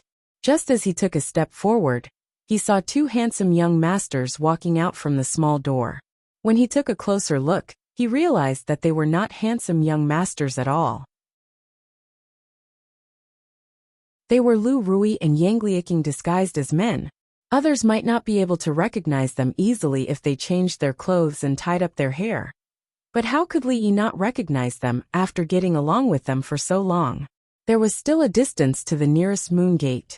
It was definitely too late to retreat, and it was a dead end to go forward. Li Yi wished he could use the earth burrowing technique at this time. Squeak. The door next to him opened a gap, like a strong light in the darkness. After being startled for a moment, Li Yi stepped in without any hesitation. When the two handsome young masters looked over, there was no one in the courtyard. "Ah, who are you? Get out quickly." A panicked voice sounded in his ear, and a girl in a green shirt screamed and wanted to push him out of the door. The tigress was right outside, and only a fool would go out at this time. Of course, the girl's strength was no match for Li Yi. She stood still and said, "Sorry, I didn't mean to offend you. I just want to hide here for a while, please." Li Yi stopped halfway through his sentence and couldn't continue, because in the room, other than him and the girl, there was another person. Facing him was a moon gate, and inside the moon gate was a bed. There was a large bathtub beside the bed, and a girl stood next to the bathtub. She was naked, and there were still many water droplets on her. She must have just come out of the bath. Everything was in one glance. Everything was in one glance. At this moment, Li Yi seemed to see the most perfect work of art created by the heavens. His mind was blank, and he couldn't hear the servant girl's screams anymore. The sounds of the outside world also gradually disappeared. Only the figure in front of him became clearer and clearer. "Have you seen enough?" A cold voice came over, and there was an irrepressible anger in the voice. He was pulled back to reality by this voice. Regardless of whether he had seen enough or not, the most important thing to do at this time was to immediately turn around. Li Yi faced the door, and there was a rustling sound behind him. The girl in a green shirt opposite him looked at him, as if there was a flame burning in her eyes. Li Yi sighed in his heart. He had really offended her this time. "I think I saw him go in just now." A clear voice came from outside the door, and there was a knock on the door. Li Yi's expression changed again. Yang Liaking knocked on the door, and a moment later, the door opened. A girl in a green shirt stuck her head out and asked, "Who are you people? Is Li Yi inside?" Li Xian was the first to ask. The girl nodded and said, "Li is discussing painting techniques with my Mississippi. Are you friends of Li?" When Li Xian and the other two walked into the room, they saw Li Yi standing next to the table, and it seemed like he was painting. A young girl stood next to him and looked at him attentively. The two of them were dressed neatly and did not look messy at all. It did not seem like they were doing something dirty. Lu Rui's gaze swept around the room. The room was not big, and it was filled with a faint fragrance. It was not bedtime yet, so it was a bit strange to put down the curtain on the moon door. However, It was normal for outsiders to enter a woman's boudoir. Look here. As long as you make a small adjustment to the proportion, the three-dimensional feeling will be greatly enhanced. When you usually paint, you have to pay attention to the changes in the proportion. Li Yi told Zheng Zimo the technique of three-dimensional painting with a serious expression. He turned around and saw Li Xian. He asked curiously, "Why are you back again?" He then looked at the two people next to Li Xian. After a moment of shock, his face showed an extremely shocked expression. "Rui, you too." The brothel keeper rushed in from outside, and was stunned to see so many people in the room. She quickly recovered and walked to Zheng Zimo and said, "Zimo, get ready. It's time for you to go on stage." "Sorry, please excuse me." Zheng Zimo smiled apologetically at them and said to the girl in green, "Xiao Chui, help me entertain these guests." "Yes, miss," the girl said obediently. Zheng Zimo walked out of the room. The girl turned around and said, "Guests, why don't you wait here for a moment? Miss will be back in half an hour at most. No need to trouble yourself." Li Yi waved his hand and turned to Li Xian. "I happened to meet Miss Zimo and discuss painting skills with her. Since Miss Zimo has something to do, let's go back." "Let's go." Li Xian waved his hand. He had just beaten up the man and vented his anger. Since there was no big news, he had no intention of staying here. "What's the hurry? Since we are here, let's watch for a while before leaving. This is my first time in a brothel. I won't have this opportunity in the future." Lu Rui looked at Li Yi with a meaningful look and said lightly, "No, it's improper for a woman to go to a brothel." Li Yi refused without even thinking about it. Bringing his sister-in-law to a brothel, what the F***ck was that?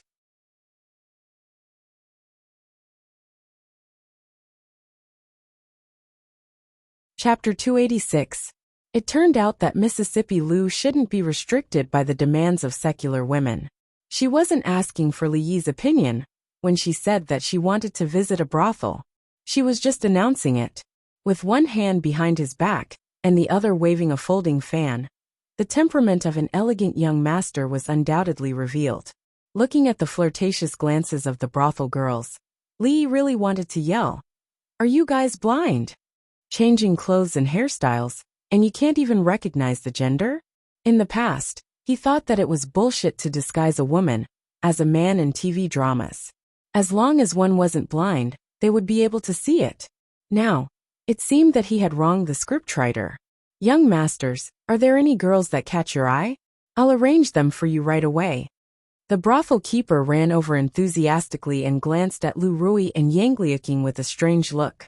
She said to Li Xian with a face full of smiles. With her sharp eyes, how could she not see that there were actually two girls over there? However, this young master Li used to be a regular customer here. He often came to Zue Mo's concert and was generous. He left a deep impression on her after listening to the song. "Just arrange a good seat. You don't have to worry about the rest." Li Yi waved his hand and said. The brothel keeper knew the rules of this Li in front of her. She ordered someone to clean up an excellent seat on the second floor, and immediately brought them over. As for the original customers, she naturally found an excuse to send them away.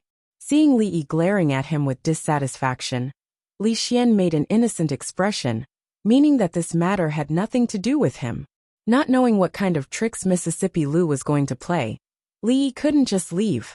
He simply sat there openly. The brothel keeper was quite good at doing things. The position of this cubicle was very good. It had a wide field of view, and could see the whole stage. There were many cubicles like this. The outside was blocked by a bead curtain, so the situation inside couldn't be seen clearly. However, the stage could be seen clearly from the inside. Li Xian casually sat on the chair and crossed his legs, looking very relaxed and content. Yang Luqing had never been to a brothel before, so she was very curious about everything here. Occasionally, she would see women nestled in the arms of those men in the cubicles on the opposite side. And when they were being groped by those men, her face would turn red, and she would not look anymore. Lu Rui seemed to be addicted to playing the role of a handsome young master. He waved his folding fan in his hand, and looked down through the bead curtain with great interest. Ever since the woman in the room came out, the crowd seemed to be boiling. It was obvious that she was quite famous. Lu Rui looked back at Li Yi and saw that he was sitting on the chair, staring blankly. Li Yi was indeed. The scene just now was his eyes. Li that he that out, and couldn't be away. He glanced at the figure below, and the feeling in his heart was a little complicated. Although she had appraised a lot of erotic films in her previous life, it was the first time in both of her lives that she had seen such a scene with her own eyes. Even though she had put on her clothes now, the scene in the room just now still appeared in her mind. Listening to Miss Zuemo play the zither is simply a great enjoyment in life.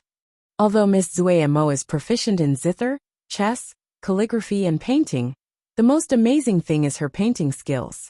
Many people want to have a painting, and Miss Zuemo never shows her paintings to others easily. Although it is impossible for her to get the first place in the top 10 courtesans this time, there will definitely be a place for her. Although he couldn't see the specific situation in the surrounding cubicles, the sound could be heard. Li Yi took a deep breath, picked up the tea on the table, and took a sip, forcing the scene just now out of his mind. The woman could forget this matter very quickly, as if nothing had happened, and he was not petty. Li Yi didn't know that in the gauze tent, Seng Zimo's expression was calm, but the slight rise and fall of her chest and crimson neck showed that her heart was not as calm as Li Yi thought. It was nothing more than being born in such an environment. She had long been used to hiding her emotions. On the surface, nothing could be seen, but the waves in her heart could not be suppressed.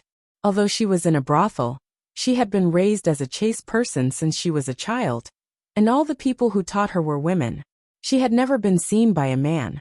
He thought that she would be extremely angry, but the strange thing was that at that time, apart from embarrassment and annoyance, there was no anger. She even helped him put on that show. Now that he thought about it, he seemed to be a little too calm at that time. She was already very proficient in zither skills. Although it was not superb, it could be said that she had reached a high level. However, when her heart was in a mess, the sound of the zither was naturally messed up. In a short period of time, she had played wrong several times. Although she had covered it up very well, for those who were proficient in music theory, it was impossible to hide it. Strange, what's wrong with Miss Zimo today? She has played wrong several times. Yes, is the person playing the guqin really Lady Zuemo? What? Wrong. Don't talk nonsense if you don't understand. I think Miss Zimo plays very well. There was a commotion in the hall. Seng Zimo took a deep breath, calmed down, and wanted to play in peace. However, the more she wanted to calm down, the more irritated she felt. Even those who didn't know anything about music could hear some clues. Is this really Miss Zimo? Could it be that the rumors about her zither skills are all false? Indeed, the level that she has shown today is really inconsistent with the rumors. If this matter were to spread out, it would be hard to say if she would be able to obtain the title of top courtesan. The others are all trying their best to build up their reputation. Among them, Lu Yi and Lu Xiaoxiao are the most popular. Lu Yi was raised up by the Su family. If they throw out enough money, they might be able to become the champion. Lu Xiaoxiao had always been very close to those scholars. Once Yang Yinzhou's poem was sent out, it attracted many scholars to follow suit. So many scholars were willing to support her. I heard that even the #1 scholar of Qing and Prefecture Li Yi, who replaced Yang Yinzhou a few days ago, was also interested in Lu Xiaoxiao. He planned to give her a poem during the competition for the top courtesan. Lu Yi probably couldn't compete with her.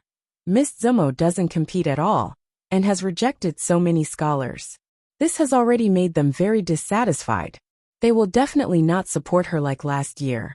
If she is kicked out of the top 10 courtesans this year, it will be fun. Without the reputation of the top courtesan, it is only a matter of time before she falls into the mundane world. Perhaps you and I will also have the chance to get intimate and spend the night with a beauty. Li Xian looked at Li Yi with some surprise and asked, "You plan to give Lu Xiaoxiao a poem to help her become the top courtesan?" "I don't even know what Lu Xiaoxiao looks like. Why would I give her a poem?" Li Yi was also confused. He didn't know where this rumor came from. Hype, pure hype. I think so too. If you give Lu Xiaoxiao a poem, I'm afraid there will be many heartbroken girls in Qing'an Prefecture. Those who want to become the top courtesan will definitely fight you to the death. Li Xian nodded and said, although many aspects were considered in the competition for the top courtesan every year, those scholars played a decisive role. There was nothing better than a widely spread poem to make them famous. Qiao Qiao Qiao dances with a soft waist, Zhang Tai Lu, Zhao Yang Yan. Yi has been able to sing and dance since she was young. Her actions and expressions are all like those of Chu. Miao Miao holds a wooden board and a cluster of flowers and pearls, singing a new voice. If a scholar wrote such a poem for them, and the poem spread, their fame would definitely soar. If these words were written by the #1 scholar of Qing'an Prefecture, the effect would be even better. When the poem was spread by word of mouth, no matter how unknown Qiao Qiao, Yi, and Miao Miao were before, they would be known by countless people overnight.